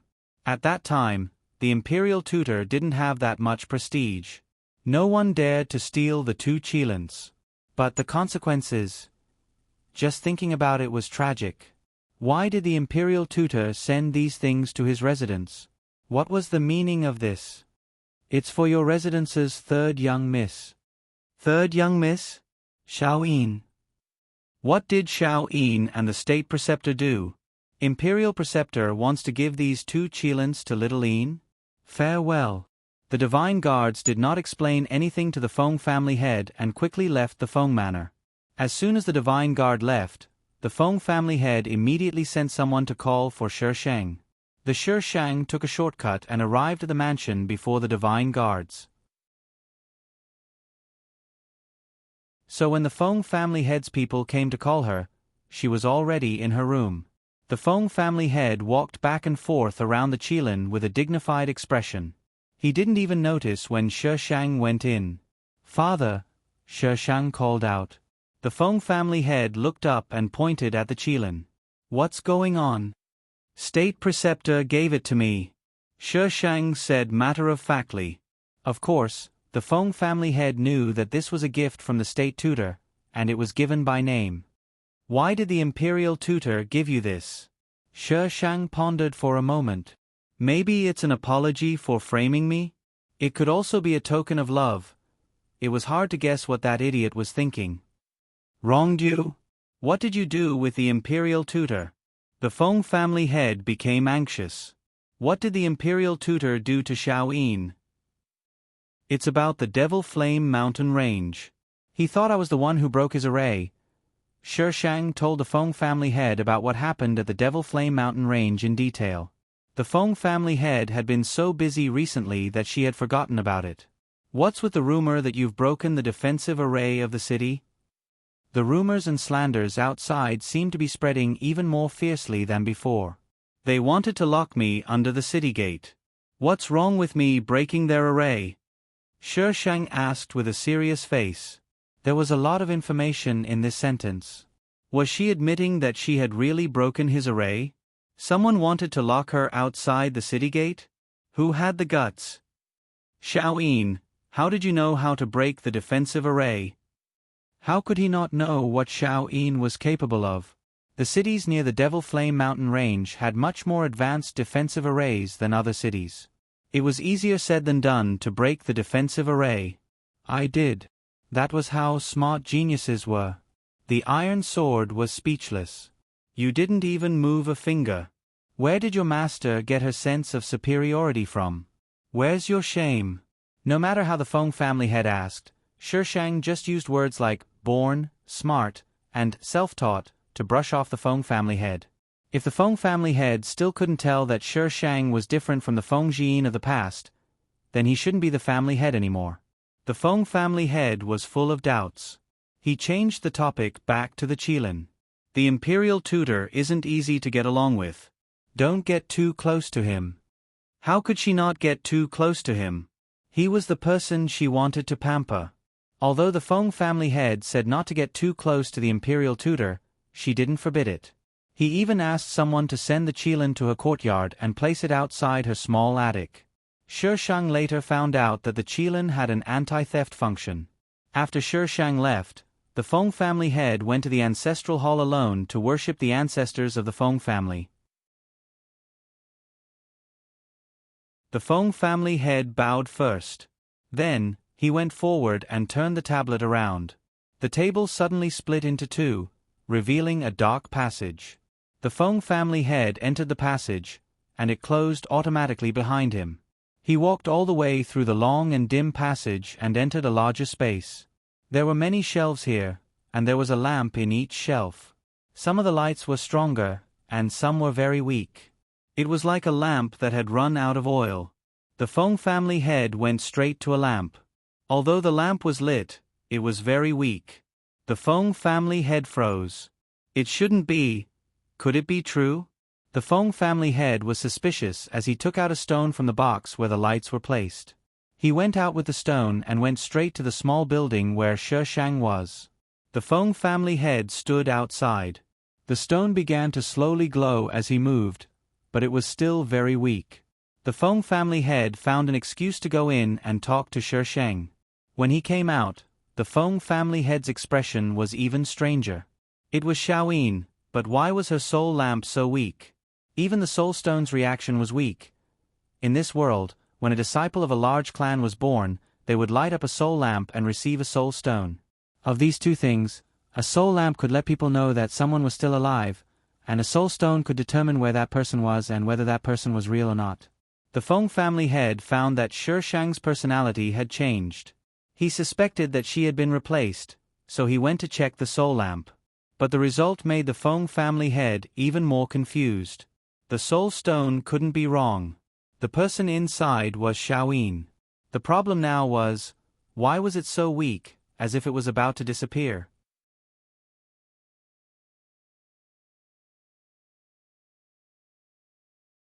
Chapter 773.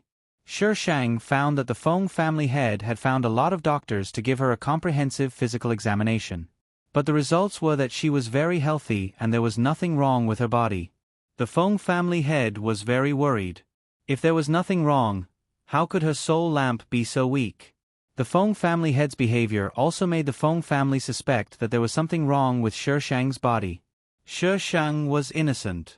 There was nothing wrong with her. Third sister. As soon as Shi Shang sent off the Feng family head, a beautiful figure appeared at the gate of the courtyard. She looked at the Qilin standing outside with some surprise. Everyone in the Feng family knew that the state preceptor gave the Qilin to Shi Shang. But because of Shi Shang's previous behavior, these people only saw him from afar. No one dared to ask. Shi Shang stood on the steps between the two Qilins. He crossed his arms and calmly looked at the woman who slowly walked over. Feng Qiqi, the number one young miss of the Feng family. Feng Qiqi came with two maids. The maids were holding something in their hands. She walked closer and smiled. I heard that third sister was not feeling well, so I brought some supplements for you. Following her words, the two maids immediately opened the things. The moment the box was opened, Shi Shang felt a wave of spirit energy. Shi Shang didn't recognize the item lying inside, but from the density of the spirit energy, she could tell it wasn't an ordinary item. But, a weasel paying a visit to a chicken. She was up to no good. My body is very good. Shi Shang did not take the things. Who knew if they were poisonous or not? Feng Qiqi was very likely to be a key character in the side quest. Feng Qiqi sized up Shi Shang without batting an eyelid before speaking gently. It's good that third sister is fine. Since I've already brought these things here, there's no reason for me to take them back. Third sister, please accept them. Consider it a token of my appreciation as your elder sister. No need. Third sister, do you dislike the things I gave you? Feng Qiqi was a little sad. She took a step back in order to advance. Third sister usually eats and uses the best things.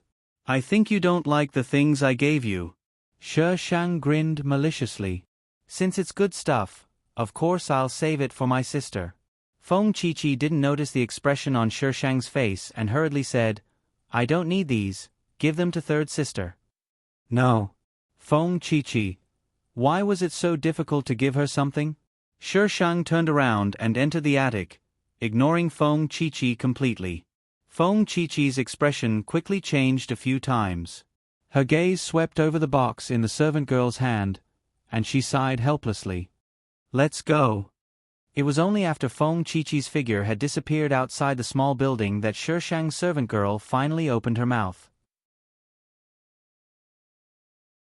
Eldest Miss, why did you give Miss such a precious gift for no reason? You're up to no good. Shi Shang walked to the rocking chair and lay down. There's no such thing as a free lunch. The maidservant exclaimed in surprise. It can't be, eldest Miss is quite a nice person. Feng Qiqi's reputation in the Feng family was indeed good. Everyone knew that she was a well-educated, gentle, and pleasant young lady. Shi Shang's body swayed along with the rocking chair. You may know a person for a long time without understanding their true nature. How do you know what they're thinking? Maybe they're praising you on the surface, but in their heart, they're thinking about how to cut you into 8 pieces. People's hearts. People's hearts. Heh. Shi Shang suddenly chuckled. The servant girl asked curiously, Miss, what are you laughing at?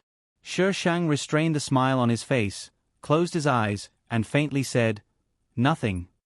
The Feng family's head tossed and turned for a few days before stopping. However, the Feng family's head still let Shi Shang go to the family's martial arts field to study every day. The girls of big families generally studied in their own family. Only the direct descendants or talented boys would be sent to a place like the academy. Ordinary boys could only study in the martial arts field. Therefore, the martial arts field was mixed between men and women. Shi Shang had a special instructor, so he didn't need to share it with others. However, when she arrived, she found that there was already someone inside.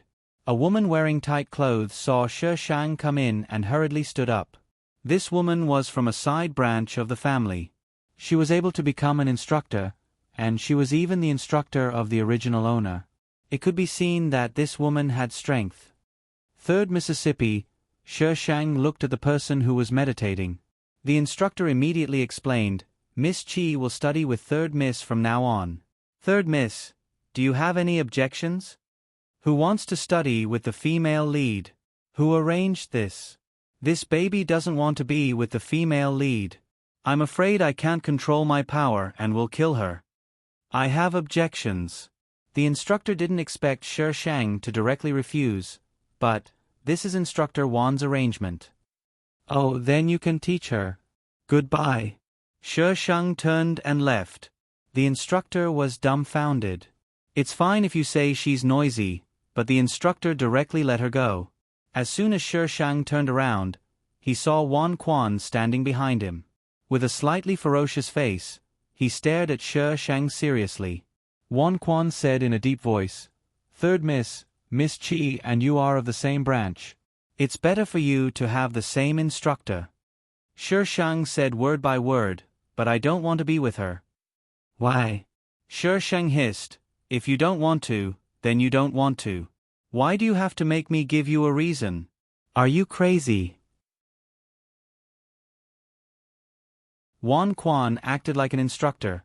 Everyone has a reason for doing things. "Why don't you want to study with Miss Chi?" So what if you have a strong aura? Do you think I'm afraid of you? Why do I need a reason? I don't want to because I don't want to. Can't I be in a bad mood? Everyone had a reason for doing things. They were just finding excuses for their actions to make others feel that they were in the right. Instructor 1. Feng Qing had finished meditating at some point and walked out with a calm face. 3rd Miss doesn't want to study with me. It's the same if I study with others. Feng Qing felt that Shi Shang wanted to drive her away. So what if she didn't want to study? She didn't need anyone to teach her. She was only here to deceive others. Wan Quan glanced at Shi Shang with disappointment in his eyes. "I'll teach you personally in the future," Wan Quan said to Feng Qing. "Instructor Wan, this is against the rules." The female instructor interrupted in a small voice. Wan Quan glared at the female instructor and she didn't dare to speak. Wan Quan shook his head slightly and his voice was full of disapproval. 3rd Miss, you won't be able to achieve great things like this." "Oh." Shi Shang responded indifferently and walked forward. "Tutor Wan, you don't have to worry about whether I succeed or not. This is my business." Wan Quan was angered by Shi Shang's attitude. He had been in the Feng family for so long and had never met anyone who dared to speak to him like this. The female instructor called out from behind, "3rd Miss, you still have class." "I don't want to. Today is a holiday." Shi Shang waved his hand. Female instructor.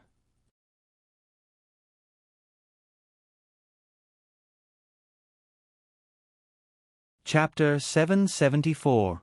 The news that Shi Shang didn't go to class was quickly passed to the Feng family head. After the Feng family head learned of the matter, this was the first time he was angry with Wan Quan. In the past, Wan Quan was definitely a privileged existence in the Feng family. This time, he was angry with the Feng family head. Wan Quan found it hard to understand. "Family head, the 7th young miss is your daughter, the 3rd young miss is just... Shut up." The Feng family head scolded fiercely, "What do you know?" "I don't know." Wan Quan's expression was dignified. Under the pressure of the Feng family head, he said, "The 7th young miss is your closest person. Why do you treat her like this? The 3rd young miss has been raised by your side for many years. We can understand that you have feelings for her, but I can't understand how you treat your own daughter for an outsider. I can't accept it." The Feng family head's eyes were gloomy. "Wan Quan, I didn't take you in back then to let you preach to me now." What he did was not up to an outsider to tell him what to do. Wan Quan's expression changed slightly. He seemed to have thought of something. He lowered his head and didn't speak. The Feng family head was silent for a while, Since you think so highly of her, then she is yours. The Feng family head left, leaving Wan Quan alone in the hall. Since then, Feng Qing followed Wan Quan. Shi Shang didn't go to class for 3 days and the teacher was on vacation all day. The Feng family head talked to Shi Shang several times.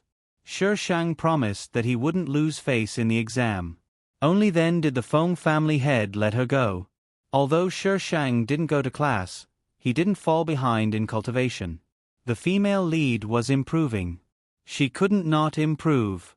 It was just that the female lead knew alchemy and refining.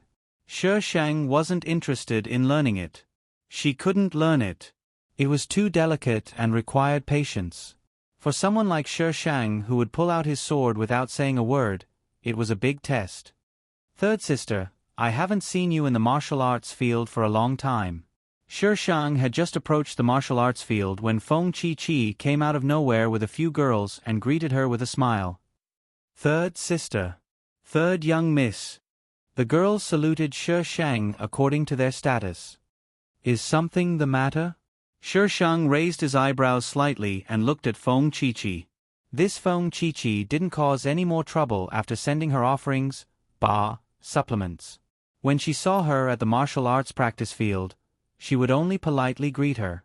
She really hadn't surrounded her like today. Shi Shang's gaze made Feng Qi very uncomfortable. It was as if his gaze could penetrate her skin and see her soul. She almost couldn't maintain the smile on her face. Feng Qi averted her gaze and did her best to ignore her gaze. There will be a small exam in a bit. Third sister should come as well. I'm not going. Third sister, you haven't been cultivating properly recently. Could it be that you're afraid that you can't beat him? The girl next to Feng Qi immediately followed up with a provocative tone. Everyone in the martial arts practice field knew that Shi Shang had not been coming to class recently and was slacking off. The corners of Shi Shang's mouth curled up slightly, and his face was instantly filled with arrogance. I'm afraid I'll cripple you. Third sister really knows how to joke.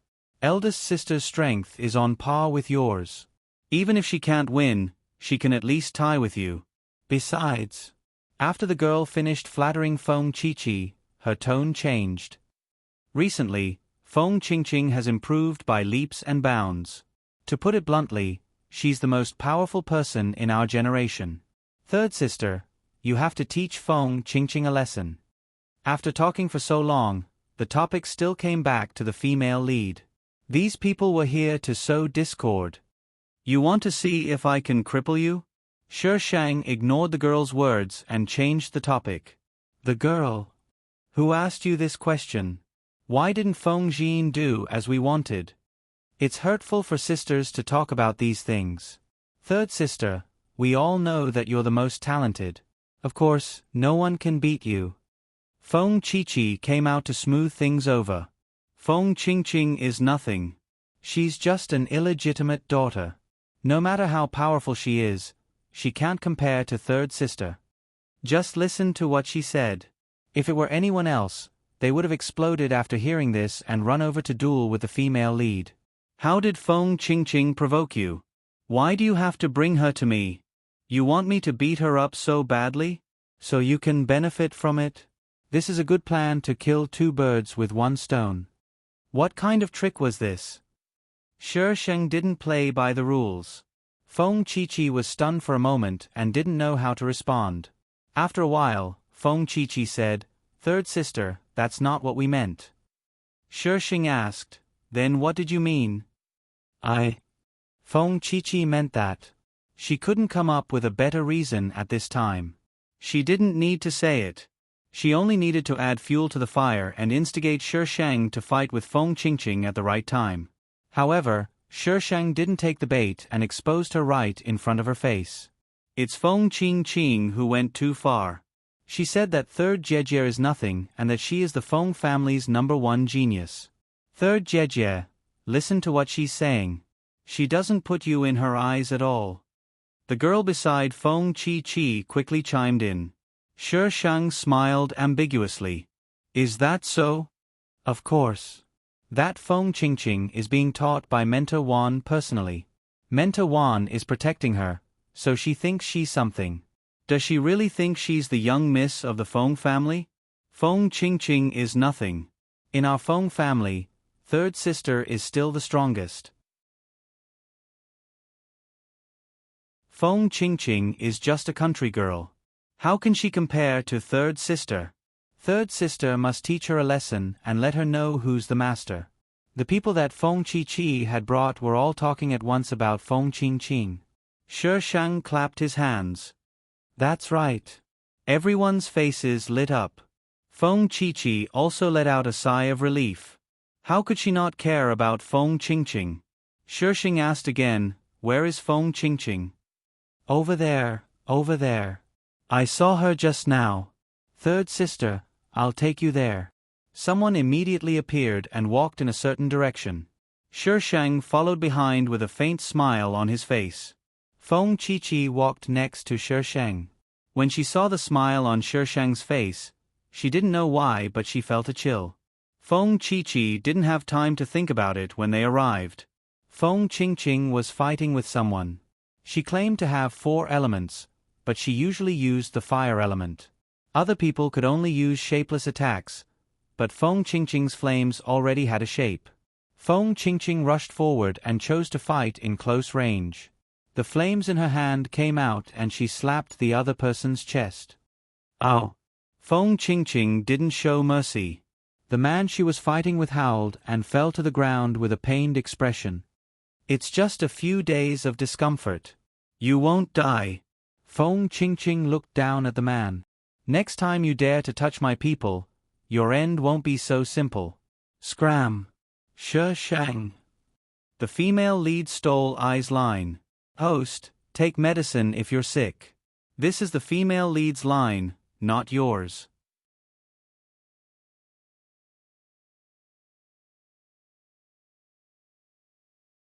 Chapter 775. Feng Qingqing, just you wait. Io, what are you waiting for? Hurry up and call the doctor. Feng Qingqing, I won't let you go. A few lackeys came forward and carried the man away. 7th young lady. Will he take revenge on you? A girl ran over from afar. It was the girl who had insisted on going back to the demonic flame ridge to find Feng Qingqing. Her name was Feng Xiaolian. If he dares to come, I'll cripple him. Feng Qingqing's face hardened. A girl behind Shi Shang suddenly shouted, Cripple who? Feng Qingqing, do you have any manners? This is a martial arts practice field. It's a felony to kill your own kind. Feng Qingqing followed the voice and saw Shi Shang surrounded by people. Her face became colder and colder, and her eyes seemed to be filled with coldness. Feng Xiaolian was frightened by this scene and quickly shrank behind Feng Qingqing. Feng Qingqing said coldly, What are you doing here? These people often made things difficult for her, and today, they even brought Feng Jin here. She didn't need to think to know that they were up to no good. Feng Qingqing's heart was on alert as her gaze fell on Shi Shang. Shi Shang was very perceptive. He pointed to the side and said, They want me to cripple you. All the girls' expressions changed, and they looked at Shi Shang in disbelief. This was different from what they had agreed on. What did he mean they wanted her to cripple Feng Qingqing? They were just trying to sow discord. They didn't say anything like that. What? Feng Qingqing didn't understand. I said they want me to cripple you. Shi Shang repeated, but I don't think you're worth my time, so I think it's better to let them do it themselves. Posa Shang was online. Third sister. What third sister? I don't have a third sister. I don't do lesbians. Shi Shang said seriously, All right, I'm not going to play with you anymore. Don't cause trouble behind my back. If you get caught by I... Shi Shang smiled sinisterly. I'll send you to heaven. After showing off, Shi Shang slowly left, leaving a group of confused people behind. This was completely different from what they had imagined. Feng Qingqing sneered. Was there an internal conflict? However, this Feng Jin... Something didn't seem right. Feng Qing was still doing very well in the martial arts field. With Wan Quan as her instructor and the strength she gradually revealed, no one dared to look down on her anymore. Feng Qing also secretly began to subdue the Feng family. Let's start with the Feng family's hedonistic disciples. Feng Qing quickly gained a group of die-hard fans. Shisheng didn't appear, so Feng Qing couldn't argue with her, so everything was fine. That night, Shisheng had just finished his cultivation when he sensed a strange aura outside. She blinked, took out her iron sword, jumped off the bed, and walked toward the window. There was a crack in the window, and through the crack, Shisheng saw two shadows fighting quickly below. Both of their targets seemed to be the two Qilins in front of her door. Speaking of that Qilin, probably because they were afraid of disturbing others, the two of them did not use their profound qi and directly engaged in hand-to-hand combat. One of them had a petite figure and was obviously a girl. Shisheng silently pushed the window open a little, and the view became wider.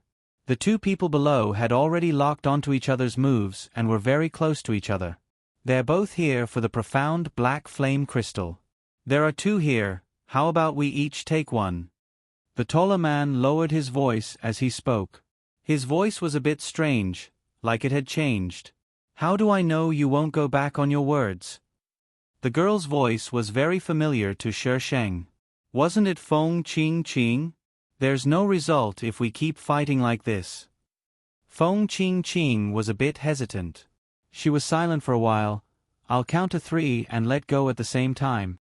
The man agreed without any hesitation. Okay. 1, 2, 3. The two of them let go of each other at the same time, but they didn't let down their guard. The stalemate lasted for about 30 seconds before the two of them retreated a little. You take it first. The man continued to retreat, showing that he wouldn't do anything behind her back. Feng Qing looked at the man cautiously.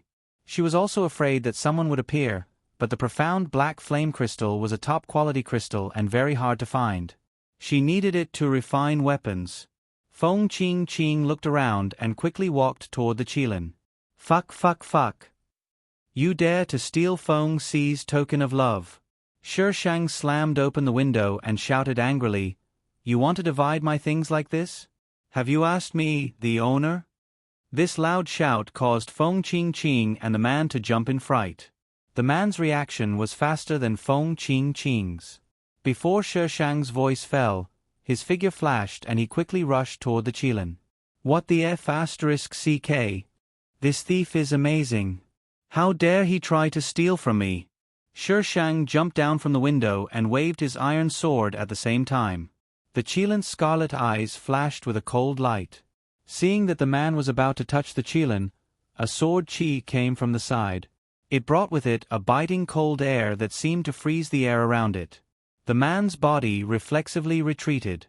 Feng Qing also reacted at this time and quickly rushed toward the other Qilin. She was very lucky to touch the Qilin. Her palm was strangely hot, but she quickly put the Qilin into her space. She looked down and her palm was already red and swollen. It was burning with pain. Shua! The iron sword came down from above Feng Qing's head. Feng Qing wanted to dodge, but it was too late. A strong pressure came from all directions. The cold air seeped into her bones and blood, so cold that she couldn't move. Just when she thought she was going to be hit, there was a sudden force on her wrist that pulled her to the side. The cold iron sword brushed past her cheek and arm, cutting into a bush behind her. The bush was instantly turned to dust. Feng Qing was half carried and quickly flew back a distance before landing in the direction of the door. Feng Qing's heart beat wildly and there was a lingering fear that came from surviving a disaster. She had almost died. Shisheng gritted his teeth in anger. He raised his iron sword and charged at Feng Qing. This time she was prepared. Feng Qing and the man separated and ran in different directions. Shisheng was alone, so he could only chase after Feng Qing. Feng Qing found that her path was blocked by Shisheng and could only face Shisheng head-on. Feng Qing had the female lead's aura. No matter how Shi Shang slashed, in the end, if the air didn't suddenly freeze and her resistance increased, then Feng Qingqing would coincidentally dodge. In any case, she wasn't allowed to slash the female lead. If you don't let I slash, I will slash. Shi Shang fiercely charged forward.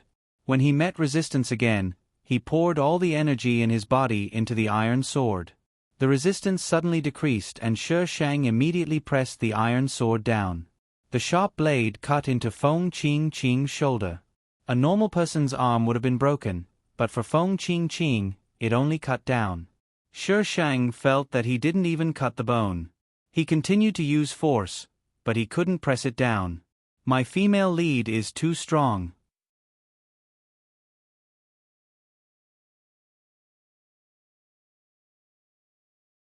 Chapter 776. Feng Qingqing rolled on the ground and broke free of Shi Shang's iron sword. She clutched her shoulder and staggered out. The only thing she didn't expect was that Shi Shang's sword would be so powerful. She already had the black flame crystal, so there was no need to waste time. So Feng Qingqing just wanted to leave this place and didn't want to be entangled with Shi Shang. If she took Shi Shang's token of love, would she let Feng Qingqing walk out safely? That was definitely impossible. Feng Qingqing had just run to the door when Shi Shang caught up. Shi Shang leaped through the air and landed in front of her. She was only wearing a dark robe and the night covered her expression, but the cold aura coming from her made Feng Qingqing's heart tremble. The scenery in front of her seemed to quickly degenerate into darkness. A faint light flickered and the swaying trees behind her were like demons baring their fangs and brandishing their claws. She suddenly couldn't tell where she was standing.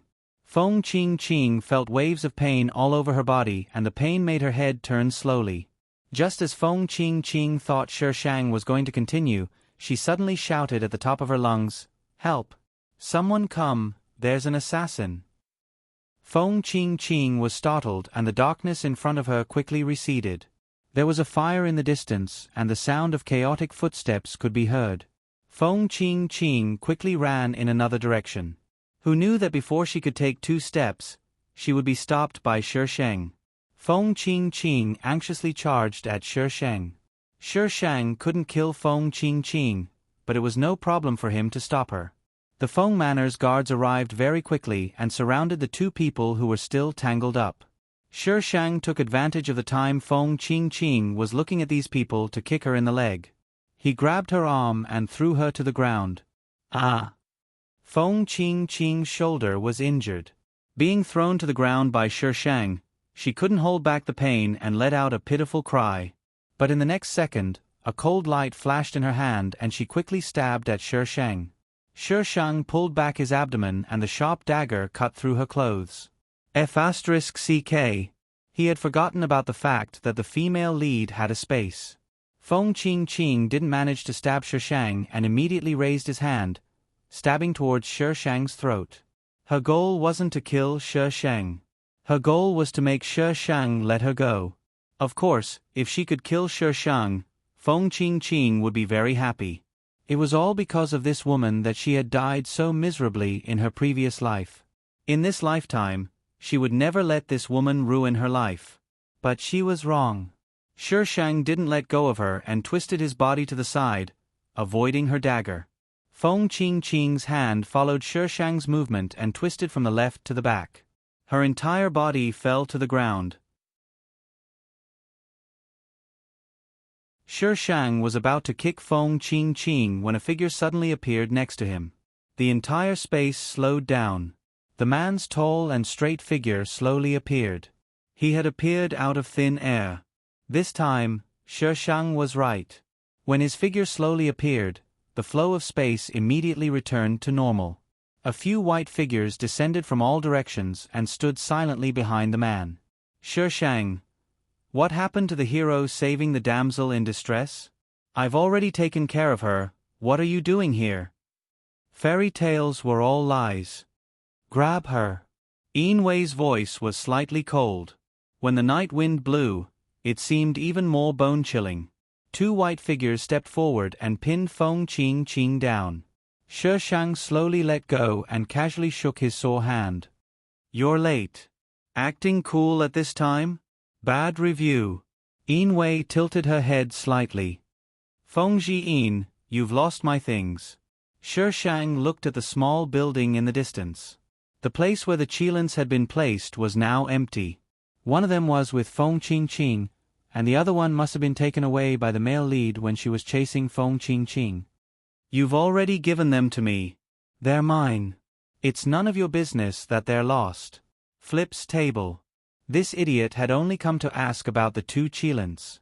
Yin Wei asked calmly, "When did I say that I was giving them to you?"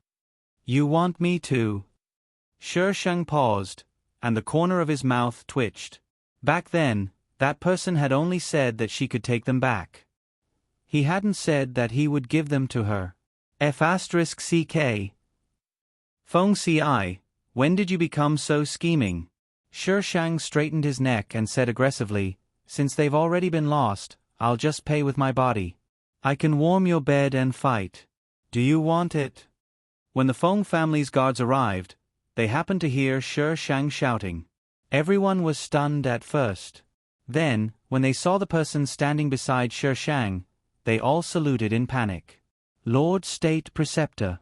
Yin Wei looked at Shi Shang meaningfully.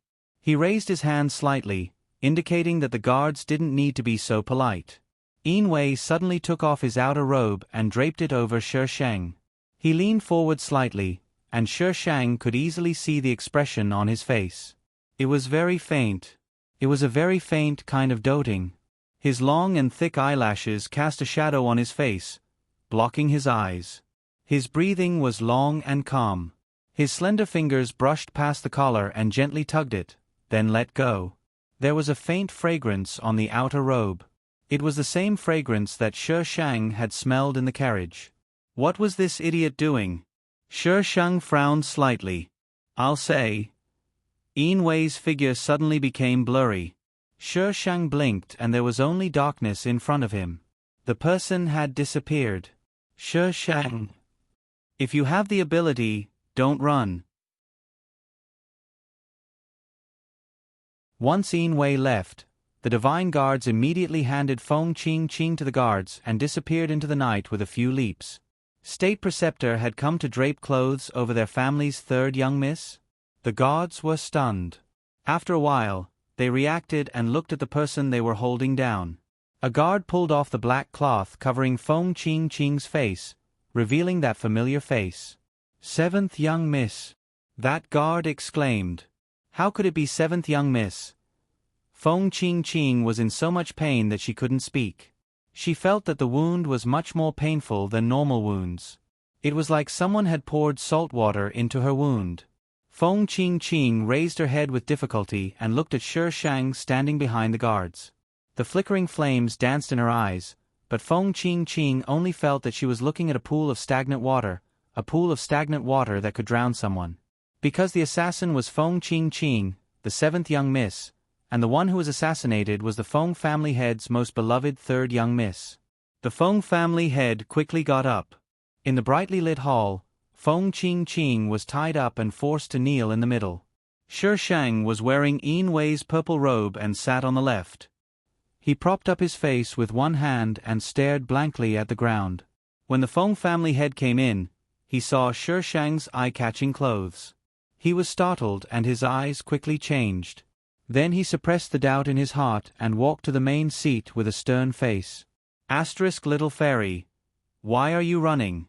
Yin Wei. Who's running? Little fairy. You. Yin Wei. I'm not running, I'm very busy. Little fairy. You just need to be pampered by my daughter. What are you busy with? Yin Wei. None of your business.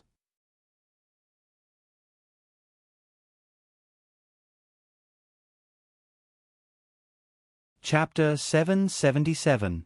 What's going on? The Feng family head's eyes were filled with impatience as he angrily slammed the table. Feng Qingqing, what are you doing? Feng Qingqing didn't know how to explain. She never thought she would be caught. If she was caught like this, no matter how she explained, it would seem far-fetched, so the best way was to not say anything. Feng Qingqing gritted her teeth and didn't speak. Why did you try to assassinate Xiao Yin? The Feng family head looked at Feng Qingqing kneeling in the hall, his eyes filled with an unknown emotion. He suddenly shouted, "Feng Qingqing, speak." The hall was silent. Everyone held their breaths for fear of triggering an explosion. The Feng family head's chest heaved up and down. "Feng Qingqing, are you rebelling? Look at yourself. How did Wan Quan teach you?" Feng Qingqing was in so much pain that she almost lost her mind. Hearing the Feng family head mention Wan Quan, she fiercely raised her head and hatefully said, "You don't need to care how Tutor Wan taught me. You didn't even do what a father should do. What right do you have to care about me? It was like this in the last life." Her father in name had personally pushed her into the abyss. Ever since she returned to the Feng family, she never felt any fatherly love. "I am also your daughter. Why do you treat me like this? What did I do wrong? You would rather spoil someone who isn't related to you than look at me. Since you don't like me, why did you bring me back? When I was born, why didn't you strangle me to death?" Since Feng Qingqing was reborn, the resentment and grievances that had accumulated in her heart suddenly burst out. What did she do wrong? Was it her fault that she was an illegitimate daughter? "This is the reason you tried to assassinate Xiao Yin?" The Feng family head actually calmed down and regained his dignity as the head of the family. Feng Qingqing's eyes turned. "Yes. Do you think I'm blind?" Shi Shang suddenly spoke. She was still sitting here and the female lead Darren was already lying with her eyes wide open. She was really good. "Xiao Yin. She stole the state tutor's qilin." Shi Shang still propped up his face, his expression calm as if he was talking about something unimportant. "What?" The Feng family head stood up and his expression changed greatly. He gritted his teeth and said, "Feng Qingqing, what are you doing? How dare you steal from the state preceptor?" "I didn't." Feng Qingqing refused to admit it. "I didn't steal any qilin." No one knew that she had a space. They couldn't find the qilin on her, so Feng Qingqing was fearless. The Feng family head hurriedly sent people to check. The people who checked quickly sent back news that the 2 qilins were gone. "Pa!" The Feng family head slammed the table in anger. "Feng Qingqing, you've got guts. Hand over the qilin." "I've never seen a qilin." Feng Qingqing was stubborn.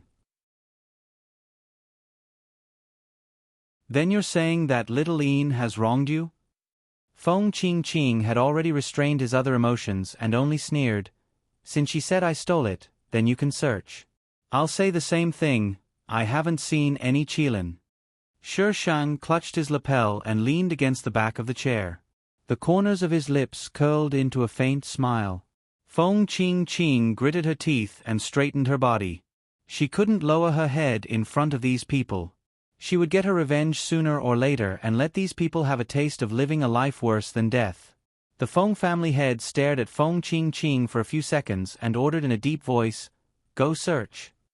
Those 2 large qilins, he didn't believe they would dig into the ground. In the end, they didn't find anything. The entire Feng family was searched, but no qilins were found. Feng Qingqing already knew this would be the result. "Don't throw dirty water at me. I'm still your daughter, you're the one losing face." The Feng family head was a bit uncertain. Feng Qingqing was caught on the spot. She definitely didn't have time to move the qilins. Could it be that she really didn't steal them?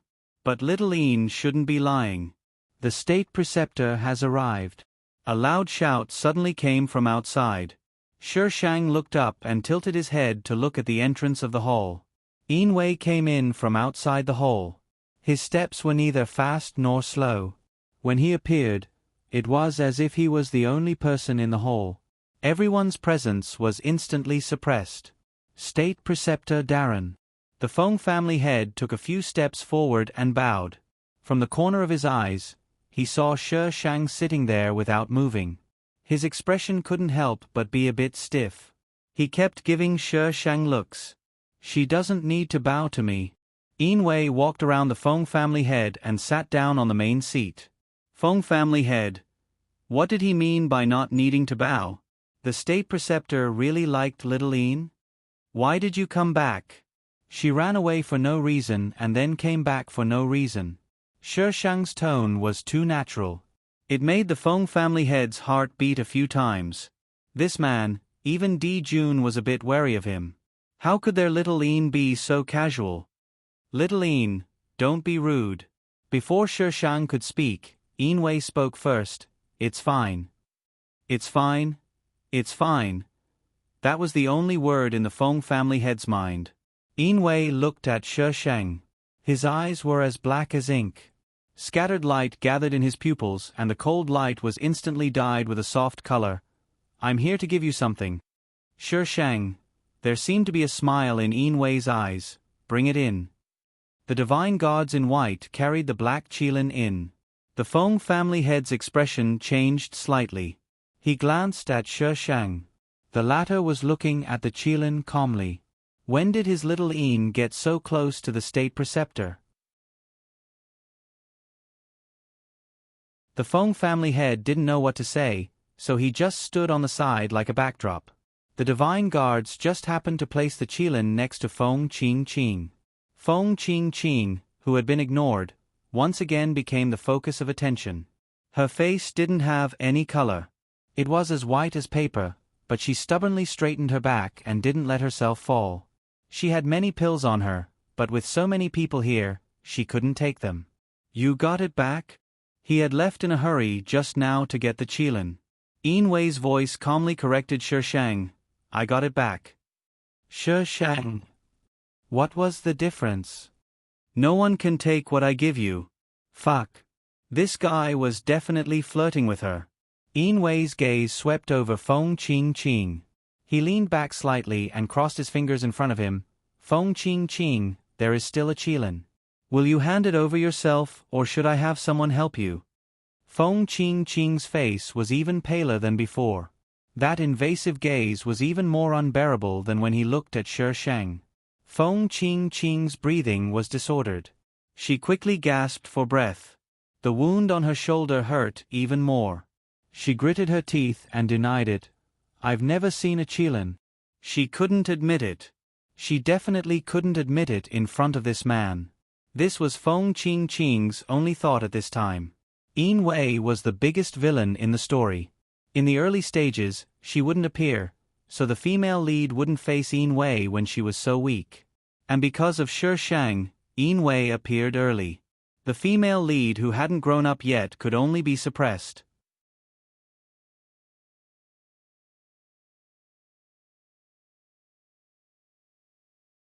Chapter 778. The Feng family head's cold sweat dripped down. He looked at Shi Shang who was sitting on the side and cracking melon seeds. The Feng family head felt that this world was a bit crazy. His Xiao Een wasn't afraid of the state teacher at all. She could even leisurely crack melon seeds. Father, come sit. Shi Shang waved at the Feng family head. Feng family head. The state teacher didn't say anything. How could he dare to sit? Een Wei glanced at the Feng family head and nodded slightly. The Feng family head secretly wiped his cold sweat. He walked to Shi Shang's side and sat down. With that stiff appearance, he might as well not sit. Shi Shang piled melon seeds in front of the Feng family head. Feng family head. Who was in the mood to crack melon seeds? Een Wei seemed to be waiting for Feng Qing to take out the thing, but Feng Qing gritted her teeth and remained silent, looking like she didn't take anything. After about the time it took to make a cup of tea, Een Wei suddenly stood up and walked towards Feng Qing. He looked down at Feng Qing and slowly raised his hand. Feng Qing watched as that hand gradually came closer. Her body leaned back as he moved. Shi Shang stopped cracking melon seeds and his body was about to stand up. Een Wei's hand didn't land on Feng Qing, but on the qilin beside her. When his hand touched the qilin's color became even more beautiful, like it was covered in a layer of light. There was a faint light in its scarlet eyes as if it was about to come to life. A wind blew in the hall and Een Wei's clothes fluttered backwards. The entire hall was filled with a chill.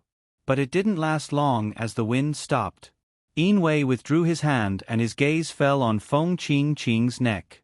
He slowly spat out two words. Search her. The divine guards held Feng Qing down and searched her body. Feng Qing was already injured and couldn't resist at all. Her pendant was found and respectfully handed to Yin Wei. It was a silver-white pendant in the shape of a budding flower. This is... The Feng family head's expression changed. Feng family head recognizes it? Yin Wei raised his head to look at the Feng family head. The Feng family head shook his head slightly, but his expression was cold as he looked at Feng Qing. The disgust in his eyes was even more obvious. Feng Qing's mind was filled with thoughts that her space was about to be exposed. How could she have time to pay attention to the Feng family head's expression? Yin Wei closed his eyes. Ah! Feng Qing suddenly covered her head and screamed. She had a contract with this space. If Yin Wei forcefully entered, Feng Qing would definitely be injured. Yin Wei could control space. To him, entering a space with an owner was only slightly more difficult than entering an ownerless space. However, this space was not that easy to enter.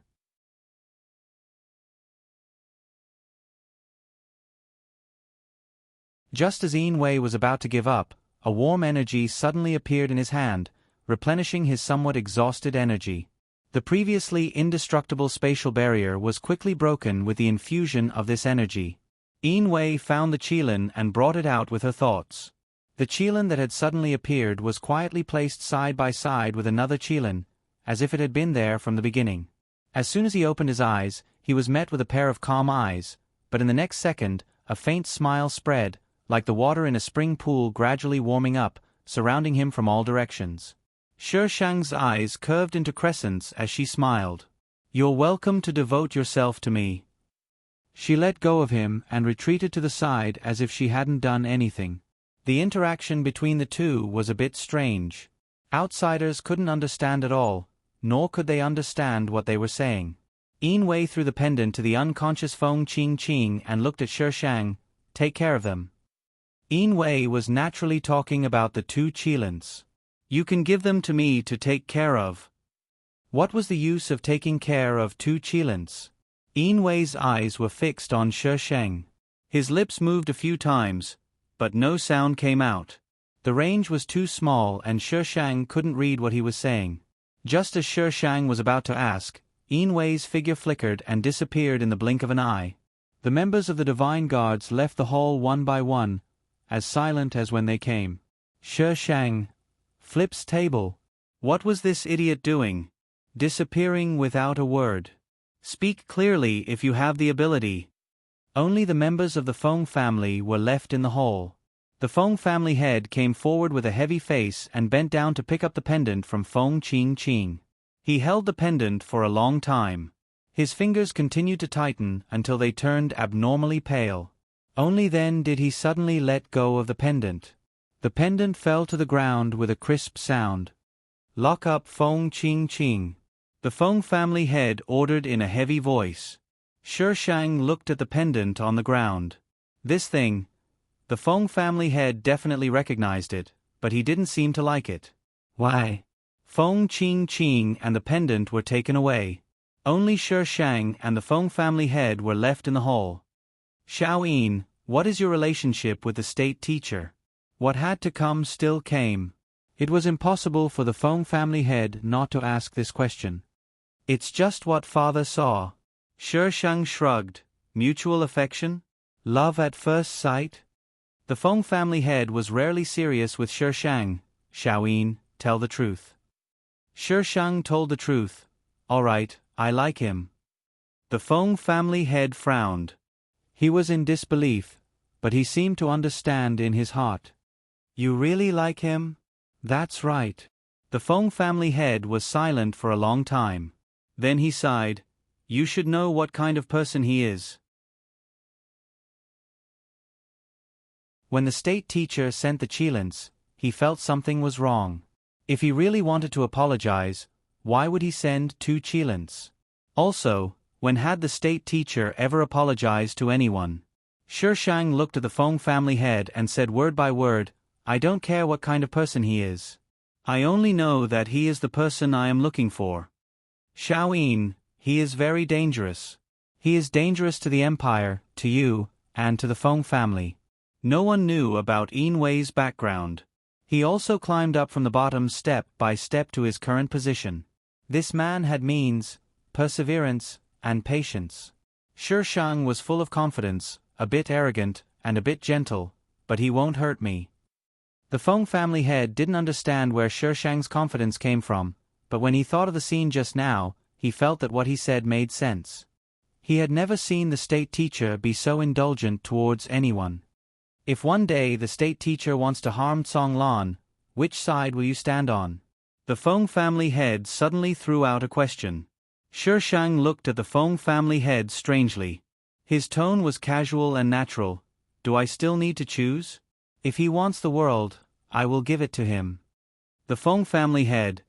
Do you think it's cabbage that you can give away just because you want to? No, the daughter he had raised for so many years actually chose a man just like that. Although he was just making an analogy, it was still hard for the Feng family head to accept. It was like a flower that was carefully cared for was about to bloom, but a gust of wind blew and everything was gone. The Feng family head was very upset. He waved his hand and asked Shi Shang to leave. He wanted to be alone.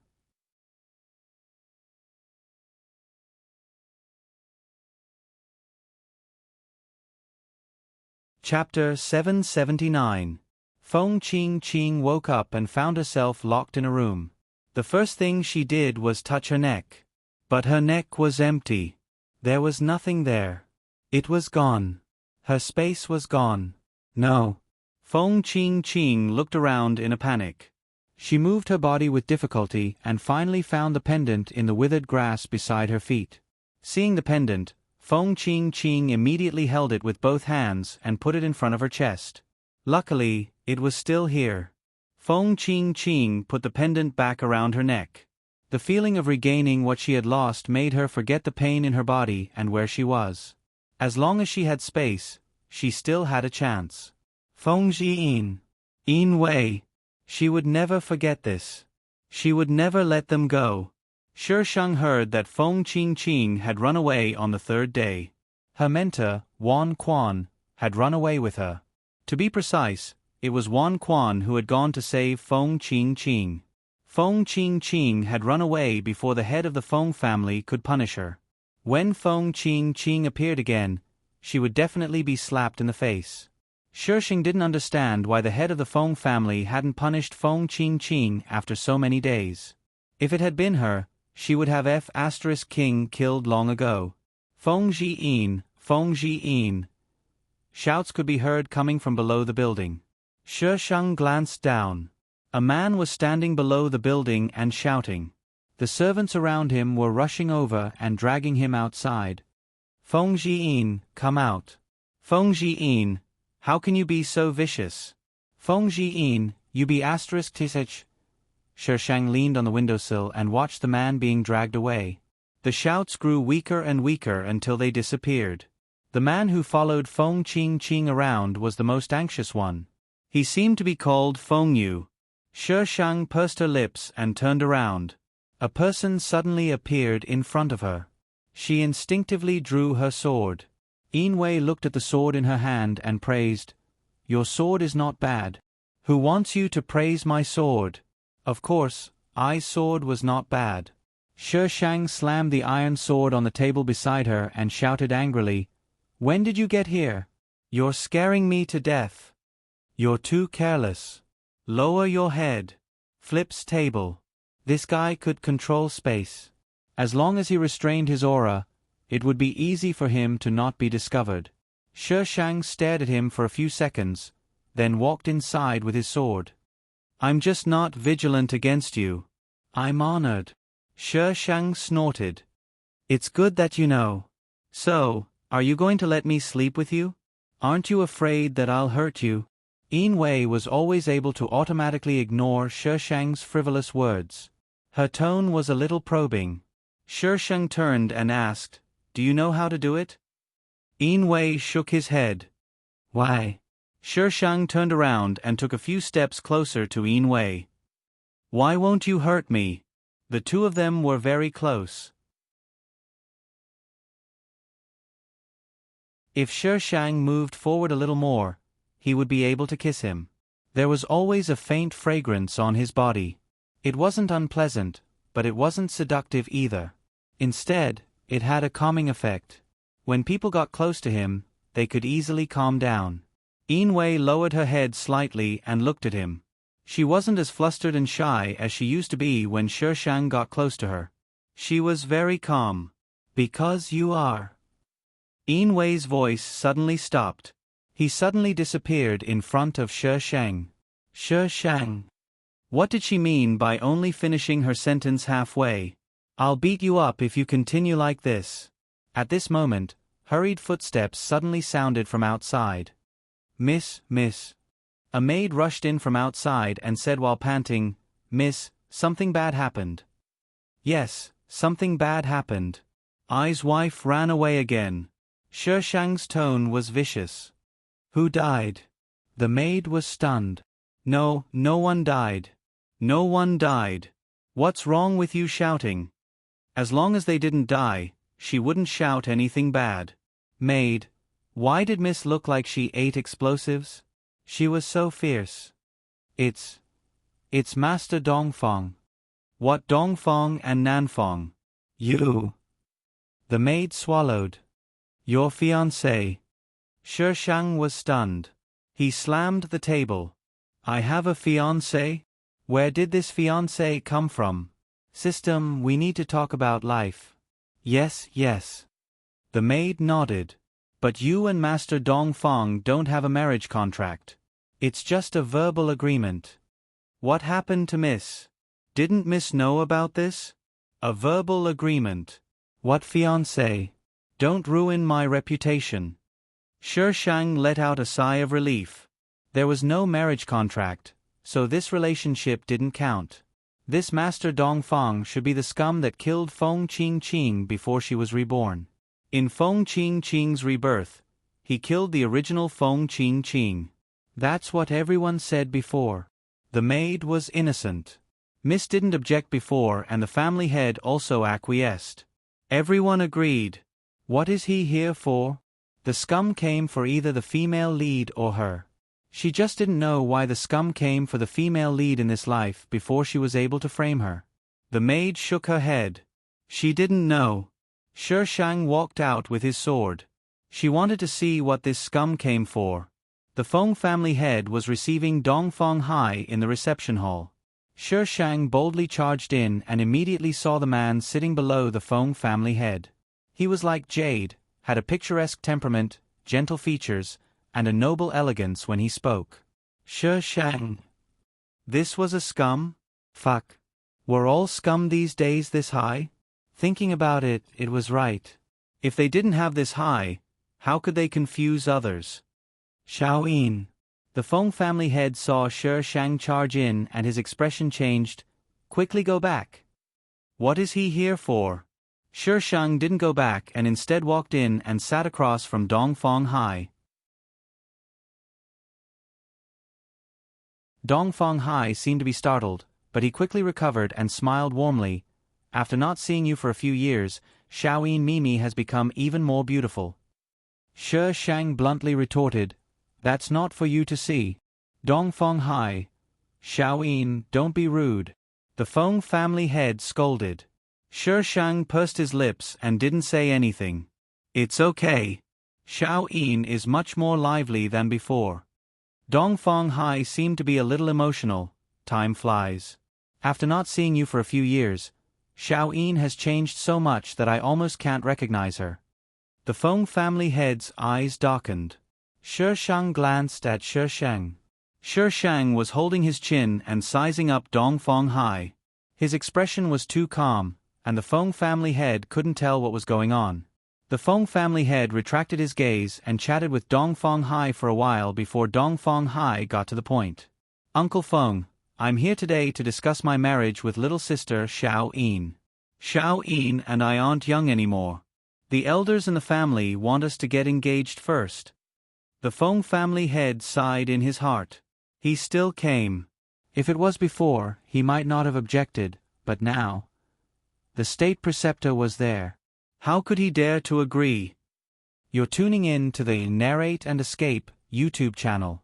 Don't forget to subscribe and join us on this journey to catch the most captivating stories.